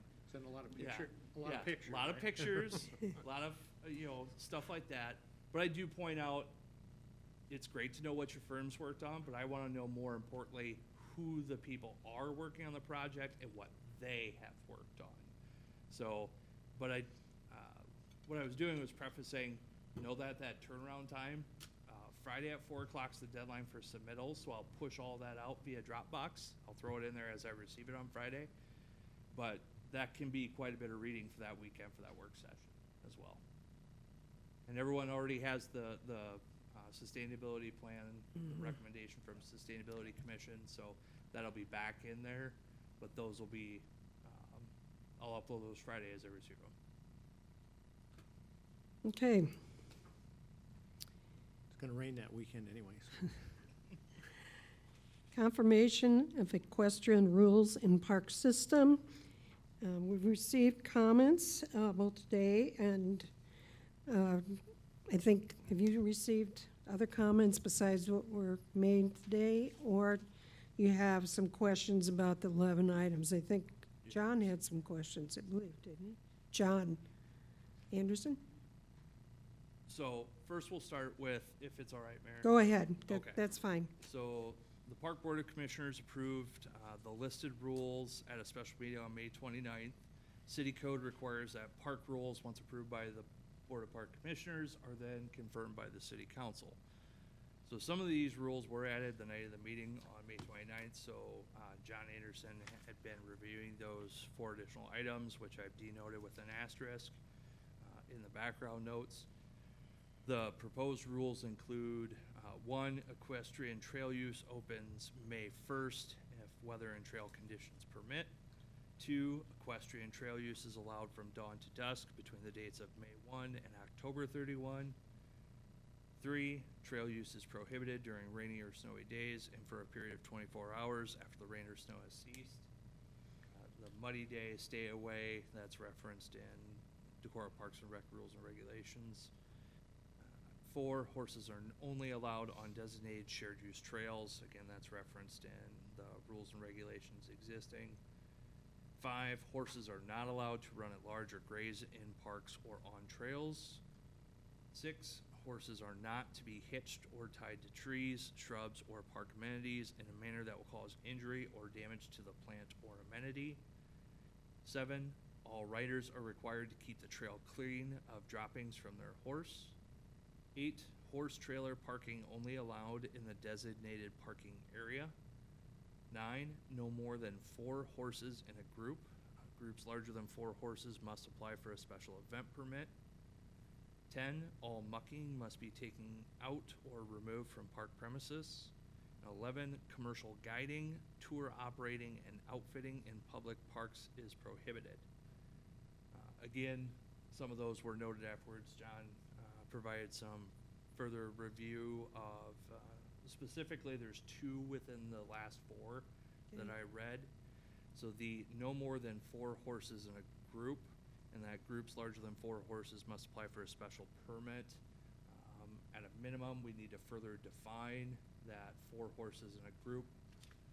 What separates 2 groups of 4 versus a group of 8? Or is it in the intent that a group of 4 excuse me, applies to the entire park system at that time or on a per day basis? So like we need to further define that one on what the intent of that groups of 4. And then on 11, the commercial guiding, tour operating, and outfitting in public parks is prohibited. So the commercial nature, this gets to, there's a couple of considerations, as was pointed out beforehand, so this previous weekend and upcoming weekend. If we can denote the difference between like the Scholastic Mountain Biking Trail, which is a registration fee paid by every user that races that day, as well as the Crater Trail Run, which raises funds for, in part, the Decorah Parks and Recreation, but also another entity, not the city of Decorah. I believe Decorah Rocks, that's another group that pays a fee to do a run, walk on the trail system, that those funds go elsewhere than the city of Decorah. So there's a number of considerations with this one that I know, John, I don't want to, you speak legally way better than I do. No, he did a good job. As far as number 8, I think that just, Travis summed that up. Number 9. Or not, I'm sorry, number 9, as far as the no more than 4 horses in a group, that needs to be better defined as far as how that would possibly be regulated. So if there's a group of 4 and then 50 meters later there's another group of 4, is that okay? Meters, John? Well, or yards, whatever. Yeah. So that just needs to be defined. And then in number 11, I think the council and the park board need to consider, what are you trying to achieve with this? What is it about commercial use that you're worried about compared to a similar group of people doing the exact same thing? They're just not paying somebody for it. What is it you're trying to achieve there? I mean, we have people that go through our parks, I imagine, that are charging people, I don't know, birdwatch. I don't know, to take groups bird watching or something. I mean, what is it you're trying to achieve? Is it overuse you're trying to protect against? Or what is that? So I think that just needs to be considered and talked through a little bit more. And another example, Elvalopet. It doesn't go through Ice Cave or Van Penen, but it goes through Twin Springs. That's a city park.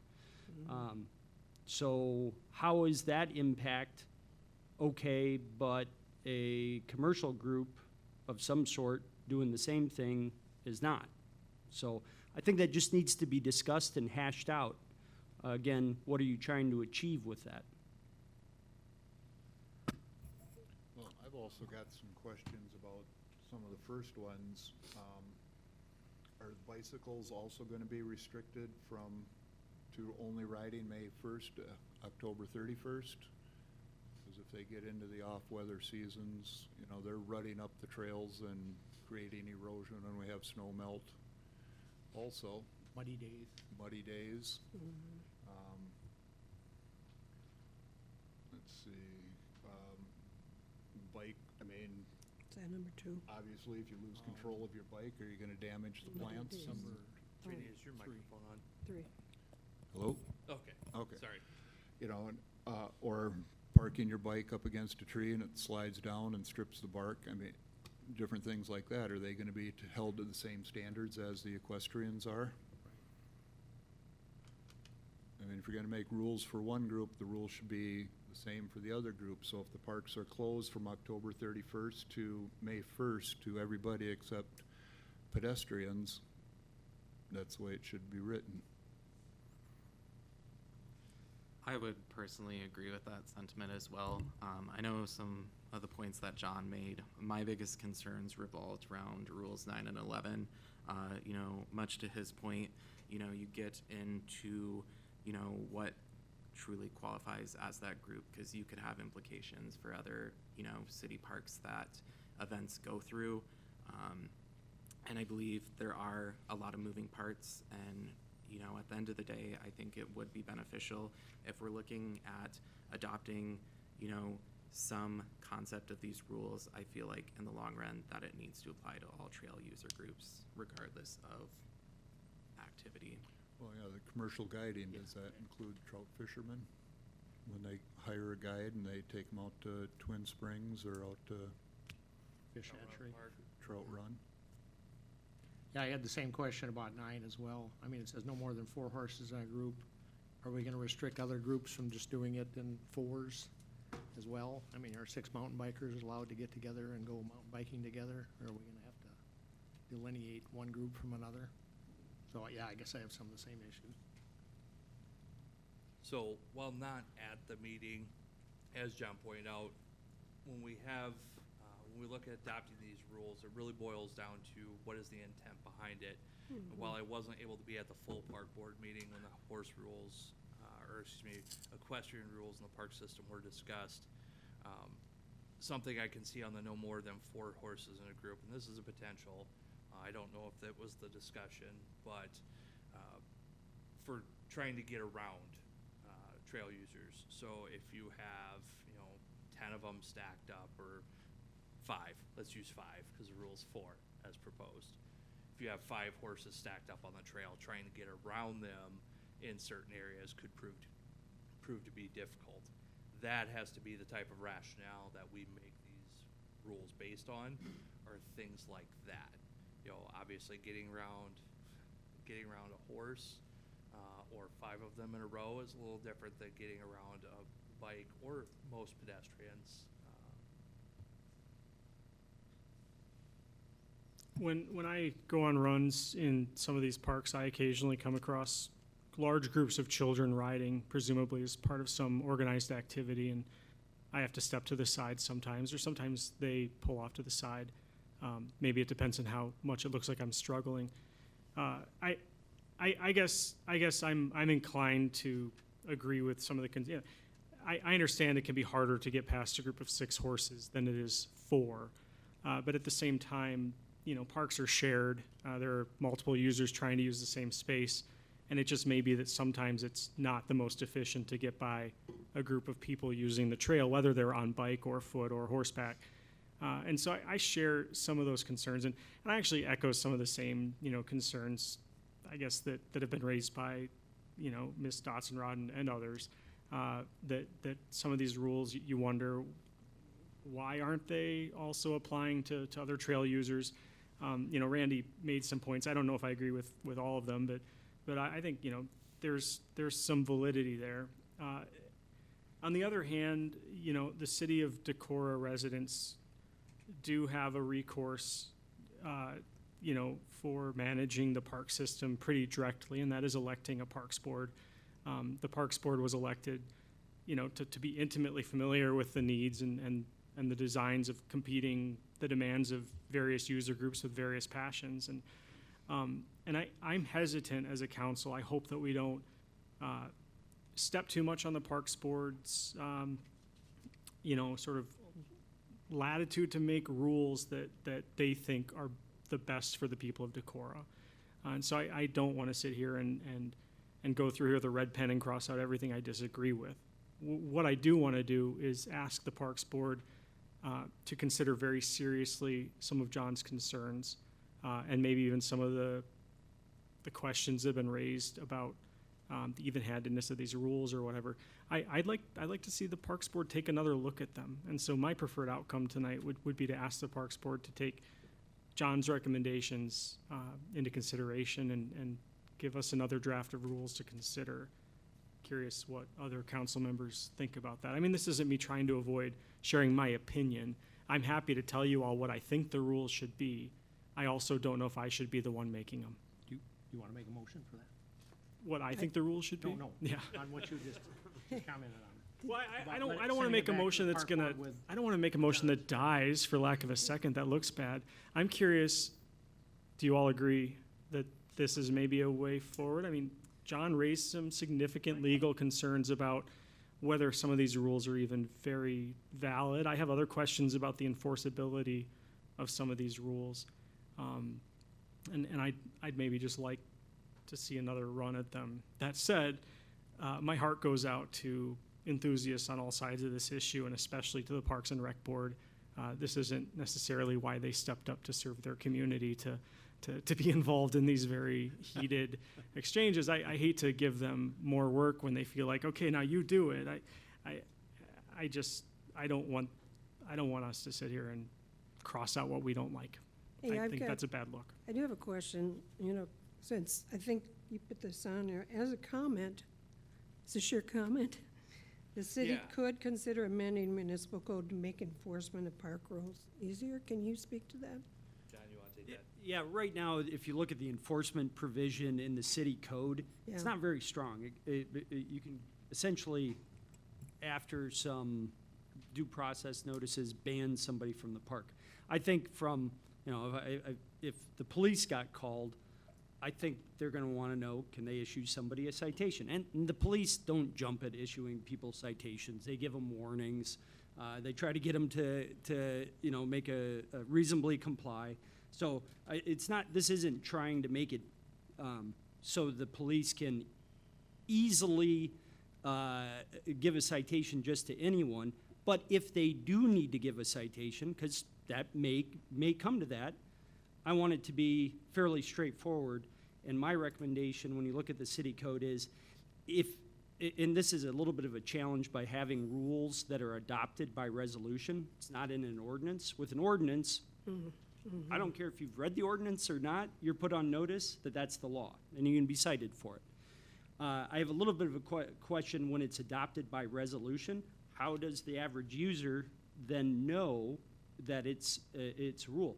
Well, one way you do that with parks is you post the rules at a clearly designated spot. We've got trailheads. Van Peenen's got a parking lot, and it's got a couple other trailheads.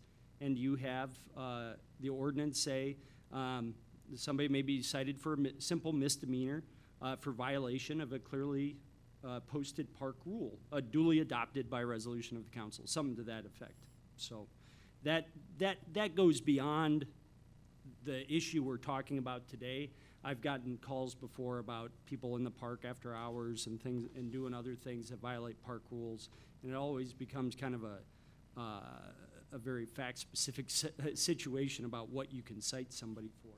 So when it comes to this, if somebody asked me, well, how do you enforce it, I would like to see that part of the city code amended to make it easier to enforce it if it's necessary. So it sounds like you had kind of two things that we're looking at. The ordinance part would be city council looking at it, correct? Right. That's an ordinance that the city council would have to pass in addition to approving the rules proposed by the park board. So 2 separate action items. Well, generally speaking, I think people have made them, the council has stated that they really want more clarity on the list that we have here, and also to be better defined for at least number 9 and 11, and for some of the other ones. And so I guess the one question I would have is, do you just send this back for review of all of it, or do you approve some of it, except for example 9 and 11, and send those back? I mean, I'm just giving you options. It can, and maybe the council feels as a whole all of them need to be sent back, or they feel comfortable some of these can be adopted so that there's some rules in place for the use of horses in designated areas. I think it's just, usually we have action requested. There's no action requested on this. Oh, that's just a lack in my Okay, background notes. okay. Yeah. So if you want to do action, you have to decide what it is you want to act on and how you want to proceed to have it. I have a few things to talk about. Sure. I initially moved here to Decorah because of the parks, in large part because of the accessibility that so many people have to the trail systems, and that at any point I can jump on the trails just from, just a short distance to get to them. I primarily use them for hiking, and I'm a big biking advocate. That being said, I also have a history within the horse community. I grew up riding horses. My dad has been for most of his life a member of the Whistle and Bit Saddle Club in Elkader. I grew up, doing muff canes overnight, trail ride, and riding trails, and the best job I've ever had was giving guided horseback tours in Lake Tahoe. So I understand where you're coming from, and I know that the plight is a lot of, not having all the places that you want to ride. Gone are the days where you could just, all the private landowners, and you could ride from gate to gate, and the culture of horseback riding has gotten smaller every year with every generation. So I think a lot of this is, a lot of the problem is the lack of public lands, which I think speaks to a bigger state and county level. I want us all to be able to share trails. I think it's great for all parties. But the majority of the people that I've been hearing from in this town has been not in favor of horseback. The majority of the emails and people that I've heard from just out in public are not for it. So I don't want to crap on the horse culture, because I know that's it's important, and it's important to my roots as well. But I think that this has been going on for a while, and I think that there's building animosity, and I don't want to see that's keep going. I also know that there are places to ride that have good infrastructure for riding, such as Yellow River and Volga Lake and Prairie du Chien. So there are places to ride around this area. There are rules that I think should apply to all users. The prohibited during rainy or snowy days, I think that's a soft rule right now that most people are pretty respectful of following. But if it is specific to equestrian, then it should be also specific for other users.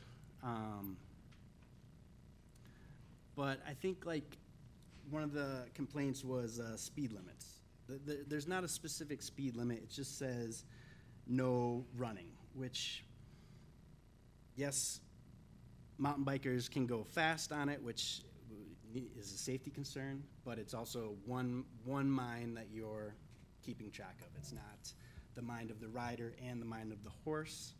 It's one. I also understand that from our perspective as horse people, it's hard to think of the horses as being intimidating because we know them.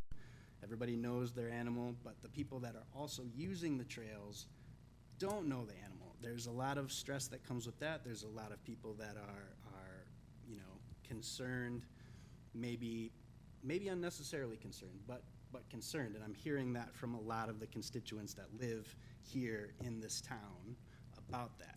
So I want to keep in mind the concerns of the people that live here that, use the trails and can jump on them often.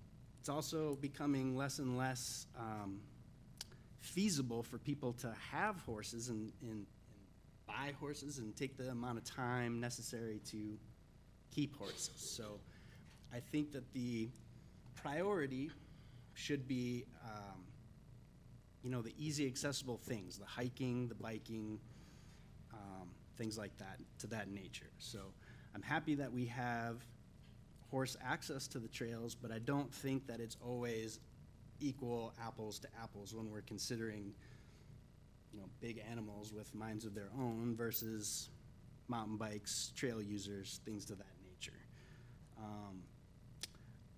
I think that there definitely needs to be more consideration like John said, how you define 4 horses in a group, how that goes. I would say that we should probably send that back for more strict definition.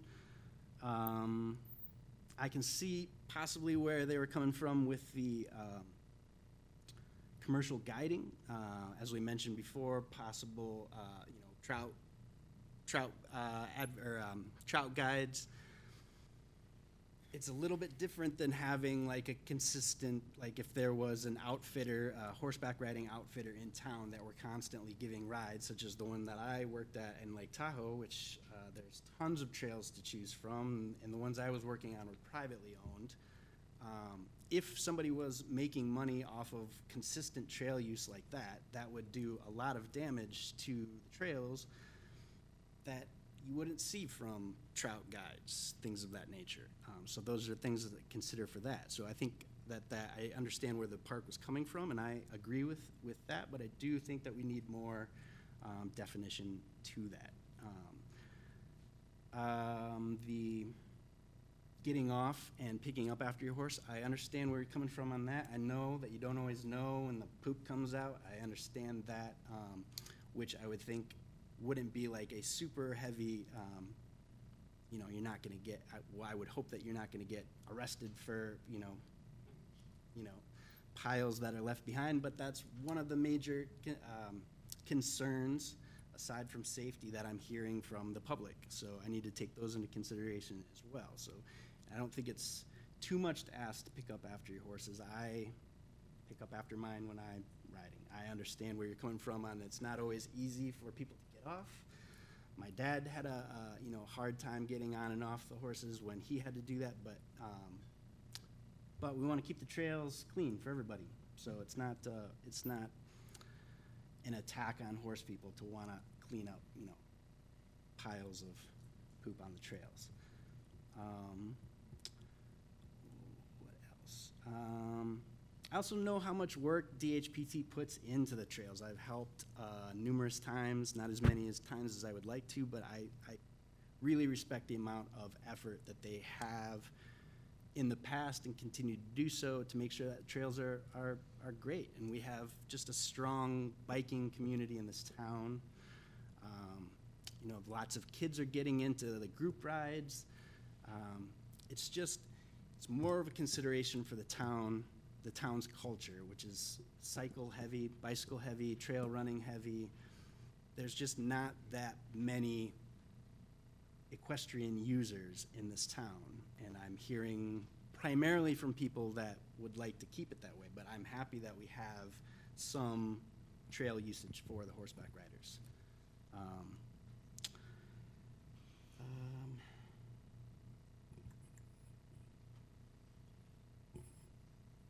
So that's, I want to come back to the fact that we are 47th out of 50 state for public lands in the nation. So I would like to see some of this, fiery Yeah. I would like to see some of this energy directed towards the state level and the county level, because we could all benefit from more public use lands, and they're constantly under attack. And I think that this just boils down to another situation where like-minded people, trail users, whether they're bicycle, trail, hiking, equine, we are all just like fighting each other over the scraps that we have of public land. So I don't think that we should be, fighting each other on this. I think we should be pointing our frustrations at a higher level, because we need more public lands. We need more trail usage, more access. In fact, we had Judith talk about protecting, embankments, and even that we have to think of it solely in terms of economy and how we're gonna pay for it, how we're gonna do that. I think that we need to direct our frustrations to the protection and increase levels of public land. So I would ask that everyone that is fired up about this also be fired up about protecting and increasing public land usage in the state of Iowa and the county of Winnebago. Okay, I think that's pretty much everything that I had to say. I wanted to speak directly to horse people and sympathize with, less places to ride, and a culture that is less and less people every generation, which is sad to see and frustrating, but it's also the reality of where things are going. Also comes down to, people struggle to pay. Not everybody can afford to buy the land and buy the horse and keep up with things. So I think that some of these should maybe be looked at again, specified, taken into consideration how that would apply to one thing, but not necessarily to another, or how we're going to do that. But I don't think that they are preposterous proposals for rules. I think that there are, there are specific places for equestrian usage that we don't necessarily always have access to. So that's pretty much everything I have to say. Thank you. Okay. If I could just interject here quick. To Steve's point earlier, I do agree that there's definitely some concerns that John has raised with some of these.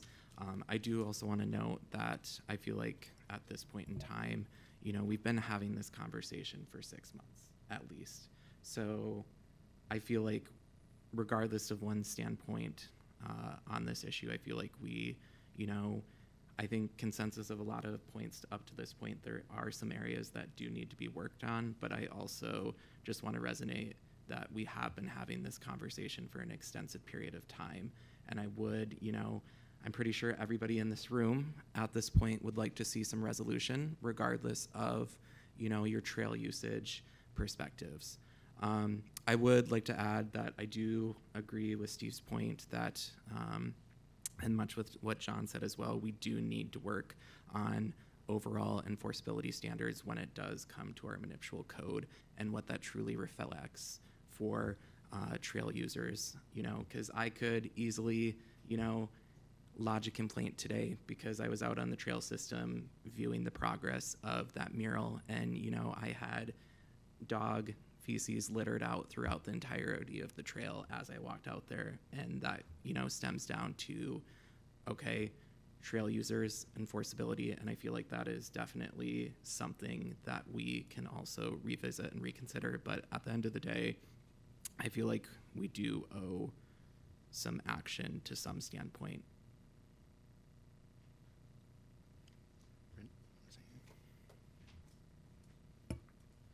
Yeah, I'm trying to figure out what to say that hasn't been said already in length. I guess I'm a very neutral person in this. I have a mountain bike. My body figure doesn't allow me to ride it very well in those hills, so I do walk it a lot with my dogs, and I really enjoy the trail system. If I encounter a mountain biker, it goes on.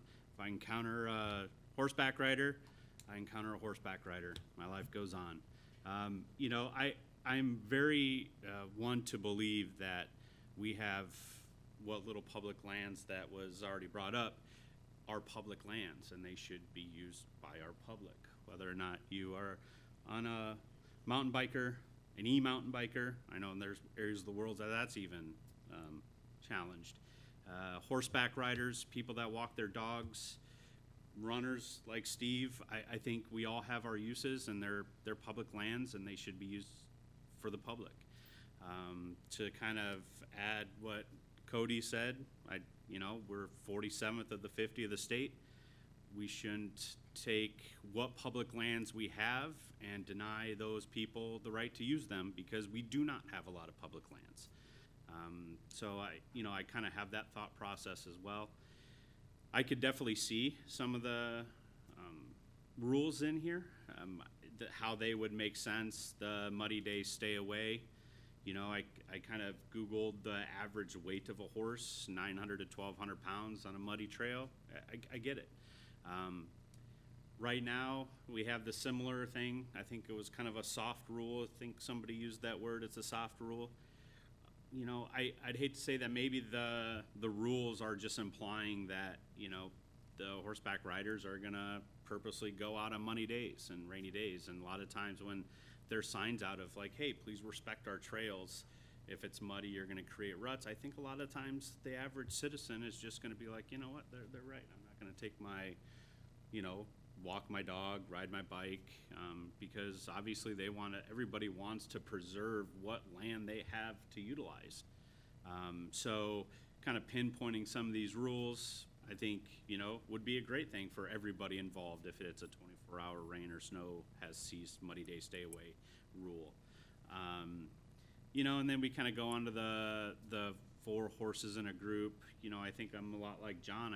We need to articulate why. I mean, what are we trying to accomplish with that is, I think, one thing that is failed to be addressed here. And then the commercial guiding, you know, being a trout fisherman, we have a lot of trout fishermen that are guiding for trout here and taking, you know, their clients into areas in the city parks for their purpose. But I do also kind of understand too, we brought in, if we have a lot of trout or a lot of horse guides coming through the parks, that, you know, it's going to create issues. I don't see that. There isn't a lot of horse people in this world that would, in my opinion, and maybe I'm wrong, I'm not a horse person, but believe that, you know, there'd be a constant rotation of horses through our hills. I mean, we're basically looking for the people that live locally or want to travel to Decorah just to check out what we have to offer, right? So with that point, I'm kind of starting to ramble, is I do think that these rules, you know, we should send those back. I see a lot of these rules that I think are good, but I think they should be for everybody, back to Randy's point. So, and then 9 and 11, I think, are why type rules of what are we trying to accomplish with really a lot of these rules. The city code requires park rules to be approved by city council. And so the consideration might be, just like we did with affirmative or negative, to, you know, are you going to approve the rules or are you not? If you're not, then you vote no, goes back to the council, park rec. Is that correct? Can we approve certain rules of these? You can definitely do Okay. that if you want to list certain ones Okay. you're willing to approve. I would make a motion to approve rules 1 through 5, 7 and 8, and 10, and send 6, 9, and 11 back to the Park Rec Board with John's help and Travis's help to clarify 9 and 11, and 6, look at why perhaps we need to add bikes in there as well for damaging of the trees and stuff. I'll second that motion. Okay, let me, yeah, just wait. So you're, the one, number 6, then, you're telling them to revise? Well, I'm saying they need to take a look at that one, whether they need to add bikes into that one. Which one? 6. Horses not to be hitched to a tree? Whether we need to add bicycles in. Okay.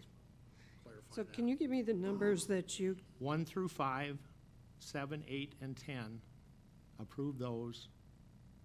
And then 6, 9, and 11, send back to the park board for further clarification on those. okay, so a motion was made by Olson. Did I hear a second? I'll second. By Ms. Lineage. All right. Any further discussion? Question? Yeah, I guess I don't understand exactly, KO, your criteria for inclusion and sort of sending back. And I'm inclined to vote no as a result, because I think maybe it'd be simpler and cleaner just to ask the park board to simply relook at those in light of John's comments and some of the feedback we've received and some of what we've shared, and just to come back with a whole new list. I know that staff said we could approve, some rules tonight and wait on the rest, but to my mind, it would be almost better to make sure that we were working on the whole list at once. For instance, I'd love to quibble with you on 6. I do feel like, someone who's both tied a horse to a tree and leaned a bike against a tree, I know which one is more likely to do damage to the tree. I understand why you might have a rule related to one and not the other. And so, again, I don't know if this is where we should be having those discussions so much as my preference would be to relay to the park board that we'd like another set of rules, and in particular, we'd encourage some clarity on why, when there are special rules for just horse users, that those rules are recommended by the Parks Board, because that's what I really want to understand. When they're making a rule for just horseback riders, why? For me, I'd love to see. And I know that Benji's here, and maybe he doesn't speak for the whole park board, but I think maybe I just need to go to the next meeting and ask some of these questions, because I'm curious. Why are we? Why May 1st to October 31st, which is a rule that KO suggests we approve tonight? Why is that a rule for equestrian users and not for bikers? I think that's a legitimate question. Because I could imagine an April 20th day where it's perfectly good for our trails for there to be horseback riders. We have a motion and a second. Yeah, and I plan to vote no, I think. Okay. Roll call? Olson? Aye. Misselinich? Aye. Just making sure I stay consistent with my order. Zittergruen? No. Chisel? No. Whittle?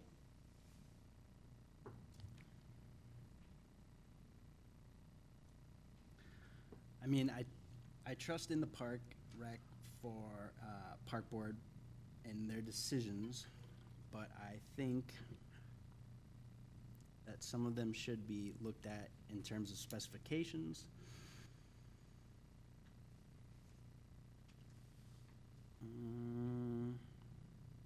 I think that things in terms of the picking up after your animals should apply to everybody, as well as the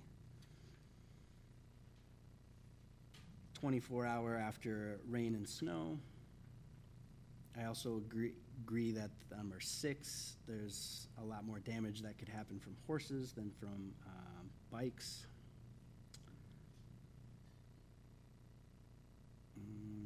Can you remind me the numbers that we were doing? Number 6, 6, 9, and 11. And it's just a no or yes Right. question.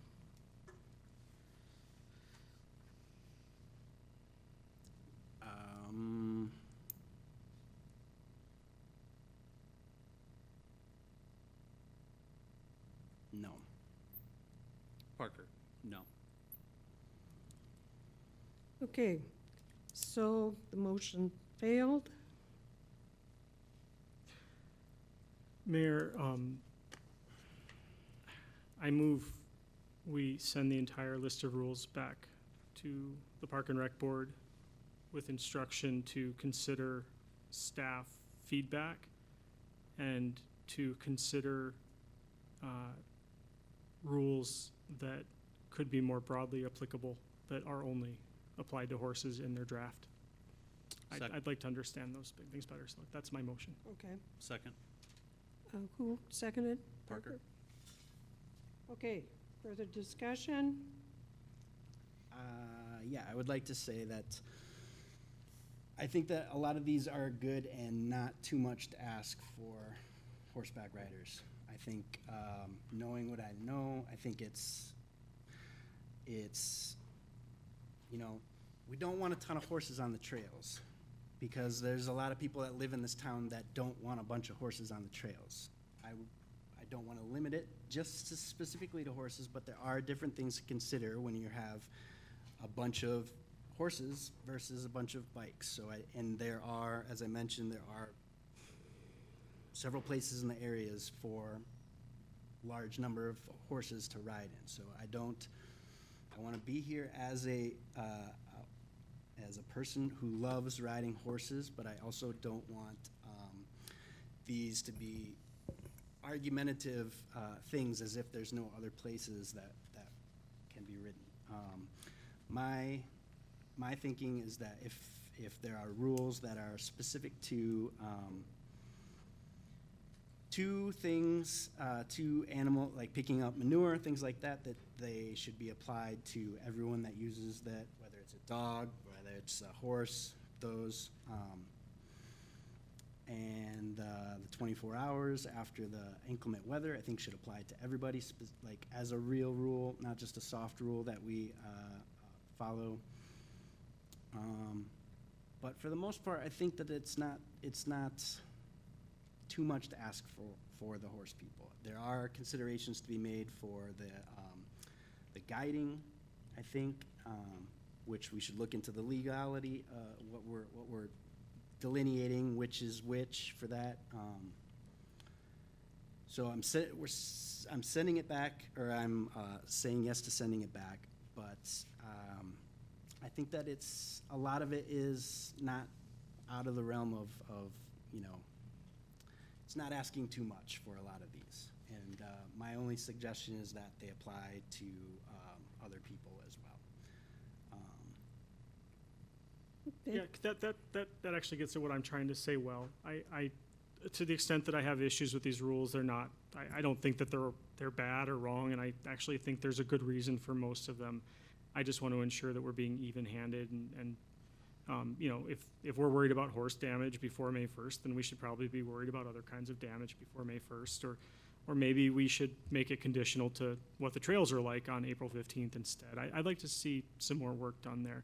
I do think the reason this is important and the reason that people are passionate in this room, I think we all expect correctly that people will follow the rules we set. And that's why or at least most people will. I mean, there are occasionally dog droppings on the path, but the majority of people pick up after their dog, whether or not there's a police car there watching them, right? And I think that that's going to be true here with the rules we set, which is why I want to get them as fair and sort of representative of what's good for Decorah's trail system and Decorah residents as possible. Okay, so the motion is to send the entire list back, have them review what has been discussed at this meeting and the input from the council. I just got one comment Okay. just to be clear. The equestrians are restricted to certain parks and certain parts of parks, whereas the bicyclists have pretty good run on it. Plus, we are developing a bike-only park for them to the tune of hundreds of thousands of dollars. So I don't think this is anything too much to ask that we work with the equestrians for this.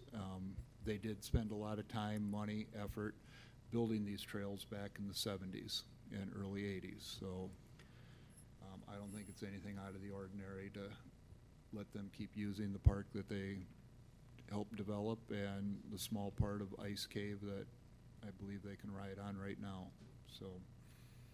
Okay. All right. Roll call? Zittergrun? Parker? Aye. Chisel? Aye. Whittle? Aye. Misselinich? Aye. Olson. Aye.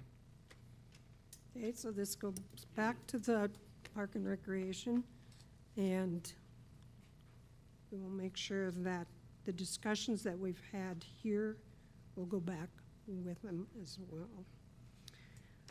Okay, the 10th is going to close session for the city manager review. Do that, I need a motion. Well, do you want to do 11 and 12, and then we can just come back to adjourn? Well, we got an audience. The request is whether we do 11 and 12. It's not really a 12, at least on Yeah, I Okay. know. And the other thing is, the 11 is 2 vacancies on the Decorah Human Rights Commission. Okay? And I would move to go into closed session. Do you want to do 13 too, Randy? Not yet. All We right. gotta come back and reopen. You just cut it out. All right. So Chisholm made the motion to go into closed session. Second. Olson seconded. Roll call? Chisholm. Aye. Olson. Aye. Whittle. I'm. Parker. Aye. Salinich. Aye. Bitterger. Aye. Okay, so we'll be going into closed session. I guess I'll need some guidance from Travis.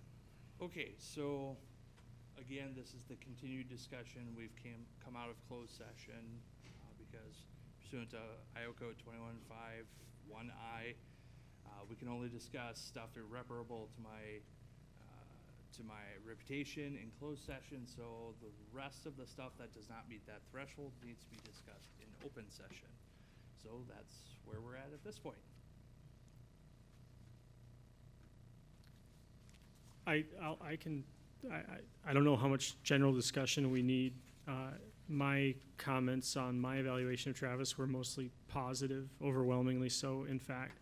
I think that to the extent that I have frustrations with process, a lot of it has to do with the inefficiencies that are designed to be part of city government. I mean, city government is not designed to be efficient. It just, it values other things. It values transparency and open meetings and lots of other things that make it hard sometimes to administer a city. And I think Travis does an admirable job juggling a pretty complex position with a lot of current, pressing, huge projects.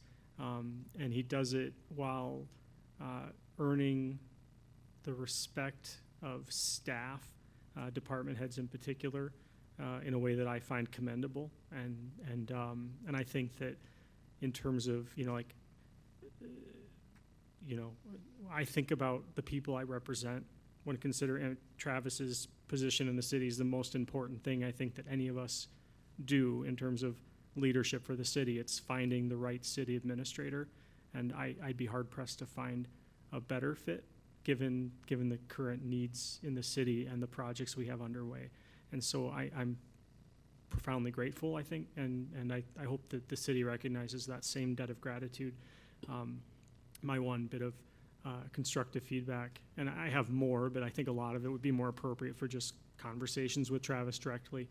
There are times when I would almost prefer less and better curated information rather than simply everything that Travis has seen or has going into a Dropbox, or like here we talked about this the last 7 times.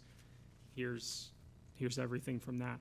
And in particular, I feel like our discussion about the municipal fire building could have gone a lot more smoothly with a better information packaging.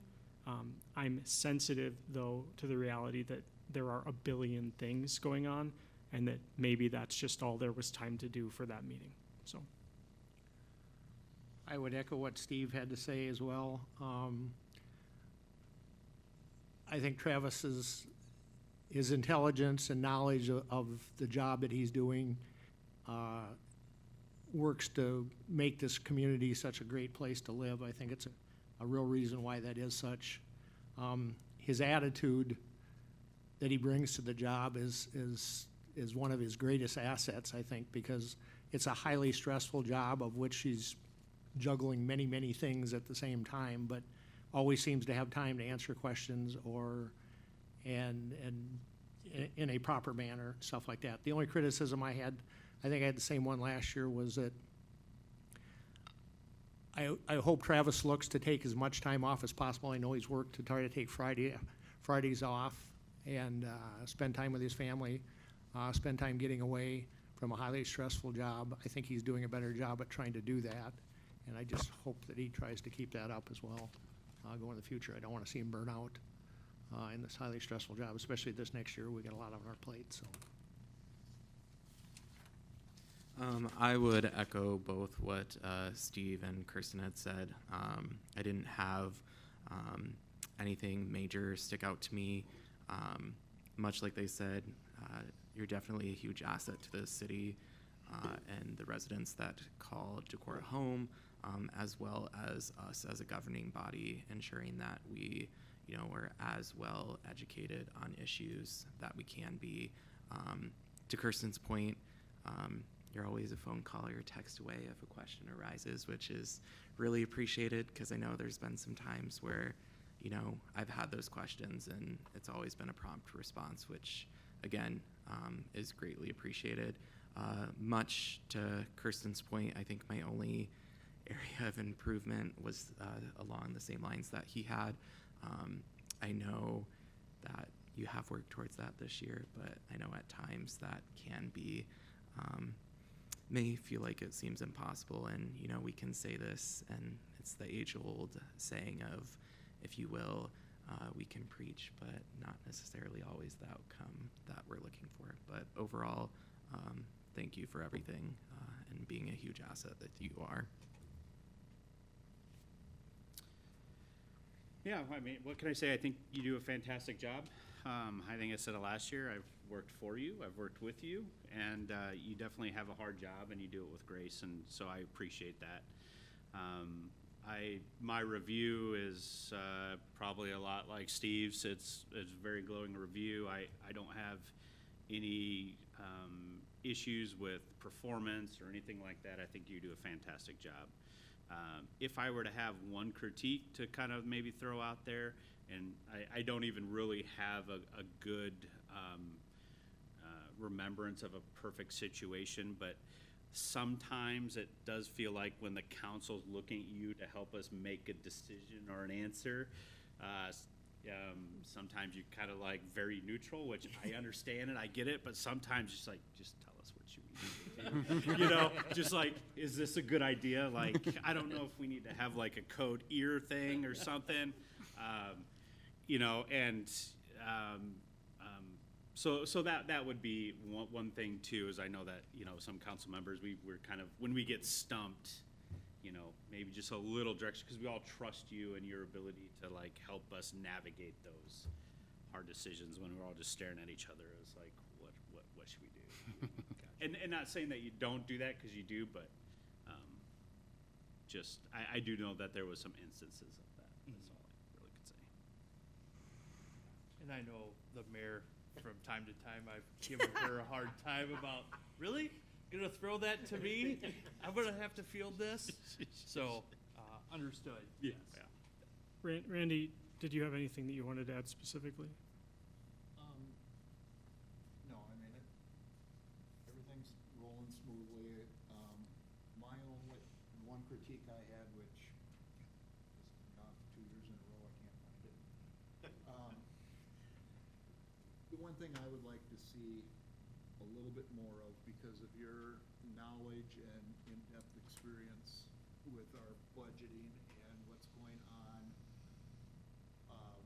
potential declining revenues, I'd like to see a little bit more leadership in what we need to do to make things more beneficial for our residents, be that through consolidations, be that through job cross-trainings. Along those lines, I think our focus needs to be on what we can do to improve the lives of our residents, not so much with tourism, because we do have a tourism council. It seems like sometimes as a council we stray into, well, this is good for tourism. Well, you know what, how about we make sure we have good roads? That's the kind of leadership that I would like to see. Okay. I was managed by a committee once for like 6 years. It's very hard, especially when none of them are HR professionals. I think as a council, we ought to realize that sort of managing the city administrator is a really important task, and that occasionally we could do better, I think, as an elected body at setting clear priorities for our staff. And I'd like to see that. I'd love it if Emily was part of this conversation too, because she and I are maybe the worst culprits at getting very excited about ideas that we want to see happen, dumping them into the staff hopper, and then I get angry 3 years later when we have 17 projects 40% finished. I'd rather have 10 projects all the way finished. Well, that starts with our leadership and with, I think, establishing and keeping the staff working on particular goals. Mission creep is real. So that's kind of my feedback for us. I have a couple more so comments, and it demonstrates ability to recruit, retain, and motivate competent staff. Travis has been instrumental in working closely with staff and departments. This is evident by the evaluation and changes as openings became available. Key hires have been secured that are beneficial for city operations. And then the other one is demonstrates fairness and consistency in handling staff. I feel this is one of the strongest traits that is reflected in the growth of the city departments. I heard from staff about their appreciation for his management skills. His skill to evaluate brings forth options for change, and he considers what is beneficial and fiscally responsible for the organizations. And I've had staff come up and tell me and say, please tell him how much I appreciate the work that he does. Well said, Mayor. I've only been on for a little bit, but I've got nothing but good things to say about Travis and the way he conducts himself, and has been very accommodating to new learners and explaining, and or new council members in learning, rather.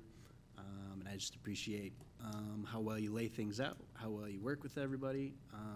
So I no further criticisms, only praise at this point, but we'll see how it continues on. But I think gold star from what I know. I got a question for you. Yeah. So last year, you talked about modifying to that 4-day schedule. Yes. Are you still doing that? I'm trying. Okay. I was going to ask you, how is it working for you? Yes. Every time it rings on a Friday, when he comes in, when he's not supposed to be there, he promised Tara that he would only be there till 10, and he leaves at 3. So he needs to work harder than that. I agree. And that's why I say that only because I don't want to see you burnt out. And I appreciate that. I don't know if we lock him out on Friday.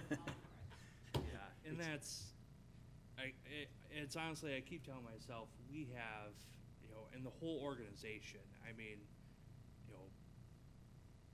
quite honestly, poor Mark, first year in the job, and we've got some of the biggest projects that the Parks Department has seen in a very long time. And look at the current issue that he spends most of his time trying to get a grasp of is what equestrian use on the trails.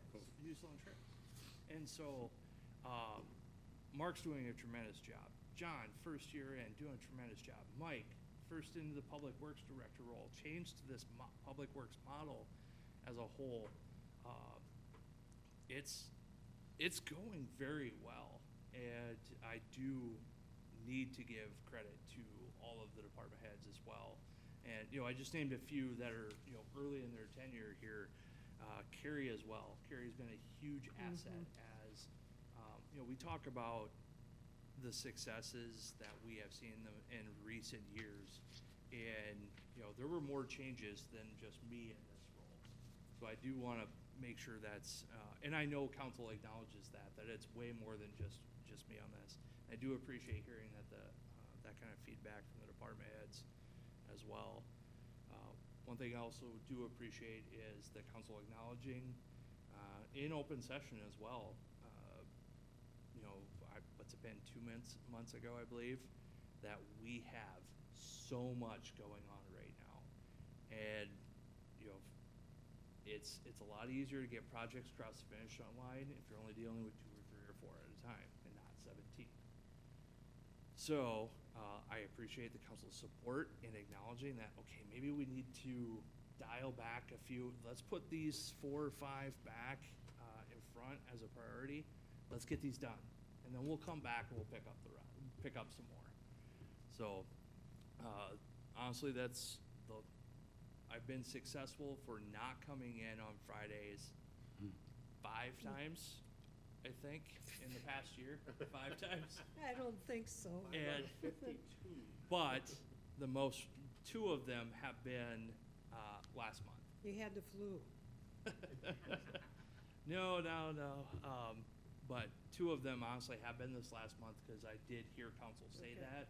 So it relieved a bit of pressure from me on trying to get all of this done. So I do appreciate that. But then you tuned in on Saturday morning from the zoo. Sorry.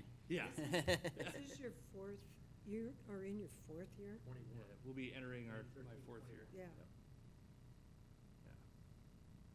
So and you know, honestly, Decorah's been a great. I mean, as many times every community deals with their unique challenges, and you know, we've had a few along the way, but even those we all make it through. And some of you are aware that I've been approached about other opportunities across the state, and I've told all of them no, quite honestly. And so It's about to get easy here, you think, or what? no, I don't think that. But no, truth be told, Decorah is a great community, both professionally.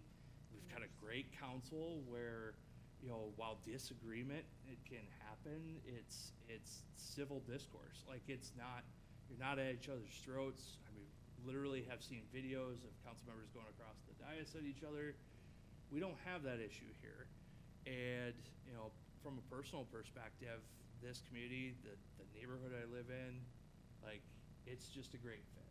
And so, you know, some of these other communities have, you know, while some might view as a substantial change or a substantial leap, not for me. This is going well. Great. I know most of the realtors in town, so they're gonna key me if your sign goes up in your yard anyway. Well, it won't take long. I'm not gonna let that happen. If you know who bought the house across from me, let me know. I think one of the things that it'd be very easy to lose our engineer and then just hire another engineer without considering are there departmental efficiencies or the staff here when that created the housekeeper here, when that created an opportunity for some reorganizing. And I just know how much easier it is to just kind of keep maintaining the status quo year after year. And I think it speaks to your genuine desire to lead in a way that's positive, that you actually do take advantage of those opportunities. And that's one of the reasons we have so much going on right now, is because we have a city administrator who says yes to things, and just know that it's noticed and appreciated. What's funny is in my self-evaluation, one of the criticisms I had, it sounds like a backhanded criticism, but what I meant was I need to be more selective on what I say yes to. There you go. And more so on external things. And don't get me wrong, I love going to, you know, meeting with the chamber and the Lions Club. Those are all very valuable in having those conversations. But, and I'm hard pressed to find one that I point at and be like, you know what, there wasn't value in that. But an example might be if I'm asked to serve on a panel about housing in Decorah and its challenges. I mean, I've done that circuit several times now, and it might be to the point where it's like, you know, I appreciate we have our challenges here, but I really better spend my time trying to solve those than sitting on a panel talking about our problems once again. So that's what I'm trying to get at when I say be more selective about what I say yes to. Well, when you first came, you did need to go to a lot of those just so you knew how everything fit, and now you do, and you know what partnerships you can continue with or what you don't. want to, or what things to say yes or no to also, I think. I think that speaks credit to you too as well, the fact that you're pointing out how much our department head staff is, how the quality of those folks as well. Because I mean, I've said this many times, I wouldn't trade our staff for anybody. I mean, not that I know every staff around, but I think they're second to none. And we've got a lot of turnover with a lot of new people that come on and they're just as good as the last one over there. So that's a credit to you as well for selecting the right people.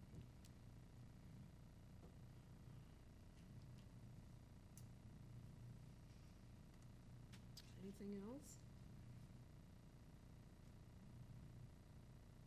All right, so kind of the capstone to this then is with performance evaluation.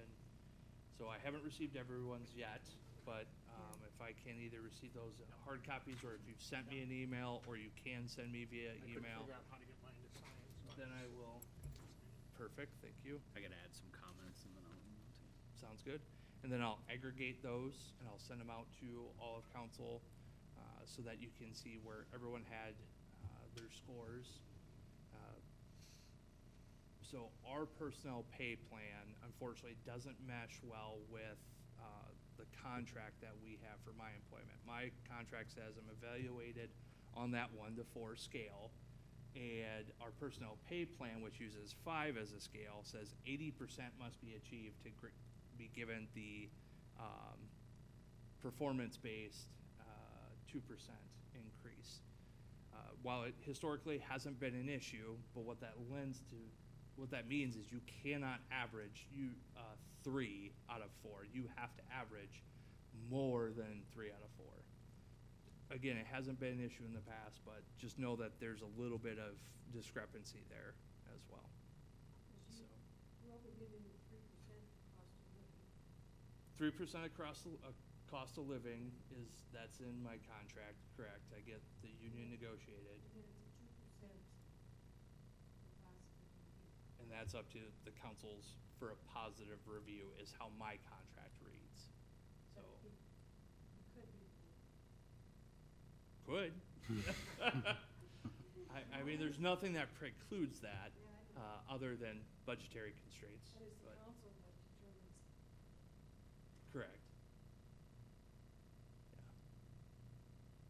And so, hearing no real objections here, I'll prepare a resolution. I mean, I've heard primarily positive comments, you know, and if you may have noted, I took note of, in my typical fashion, I took note of the criticisms each person listed so I can work on those. But you didn't write down any positives. So. I did not. Maybe Carrie wrote those down, but because the positives are things I don't need to focus on. That sounded terrible, but that's what I need to address are the criticisms here and take note of. So I'll prepare that resolution to reflect 3% and additionally 2% to reflect that. I will send out the aggregate scores so that council sees where that's all at, you know, how I'm benchmarked by each one of you. I've thought about recently, in lieu of a pay increase, and this is for something maybe council consider, the city owns a lot where Ross Hadley used to live. Yep. Right to the west. As I've told you, this has been a great community for us. We love our neighborhood. We live down that neighborhood. We also like our house. But there's going to be a time that we don't need that size of a house. And I also grew up in the country where I had a garden bigger than my lot I currently sit on. And so I've actually thought about proposing to council foregoing salary increases, which of course would then, that's year after year, that would be foregoing additional amount every year because it's compounding, right? And instead consider that lot as compensation. Now, there'd be other particulars where, if I left voluntarily within the next, 5 years, I would sign, or excuse me, I would pay the appraised value or something to that effect. So that if I leave short term, I'm not left with a lot that I can turn around and sell for cash and make a quick buck. That's not my intentions here. My intentions are that down the road, I can stay in a neighborhood that I like, and my wife likes, my family likes, and possibly build a even longer term home. Like the sounds of that. A lot of rock on that lot. Like the sounds of that. It is. It's got its challenges to it for development, no doubt. So that's why. Yep. Yep. And so that's one of the challenges. The other is there's no sewer up to the property, so the sewer is going to be a bit of a challenge. It's potential I could make it through the right of way and down and catch the manhole just east because it stops at Hadley's former house. And then the houses on the south side are serviced through the alley. So there are some challenges around the overall development of it, which makes it less desirable to somebody that's nobody's going to look to buy a clean lot right now to build on. But if anyone's able to deal with a complex multifaceted. Right? I know a guy. Yep. I'll just wait till somebody needs fill. But please let me know your thoughts on that individually. And driveway wood. Yeah. All right. Remind me, the 2%, the extra add-on 2%, is that everybody non-union? Correct. Okay. Yep. Everybody non-union. So there's a scale, the way the personnel pay plan works, there's a minimum and maximum for every job that's non-union. That scale moves every year by the across-the-board union negotiated amount, and any employee that receives that passes their valuation essentially gets at least the across-the-board adjustment, and then the personnel pay plan says anybody achieving 80% on their valuation also gets 2% performance-based. So that's in lieu of, on the union side, the union has steps so that their steps move and they move up a step. So that whole 2% is meant to reflect that we don't have steps to go on. What do you got now? 135? I think you got them backwards. Okay. 153. 153. Yeah.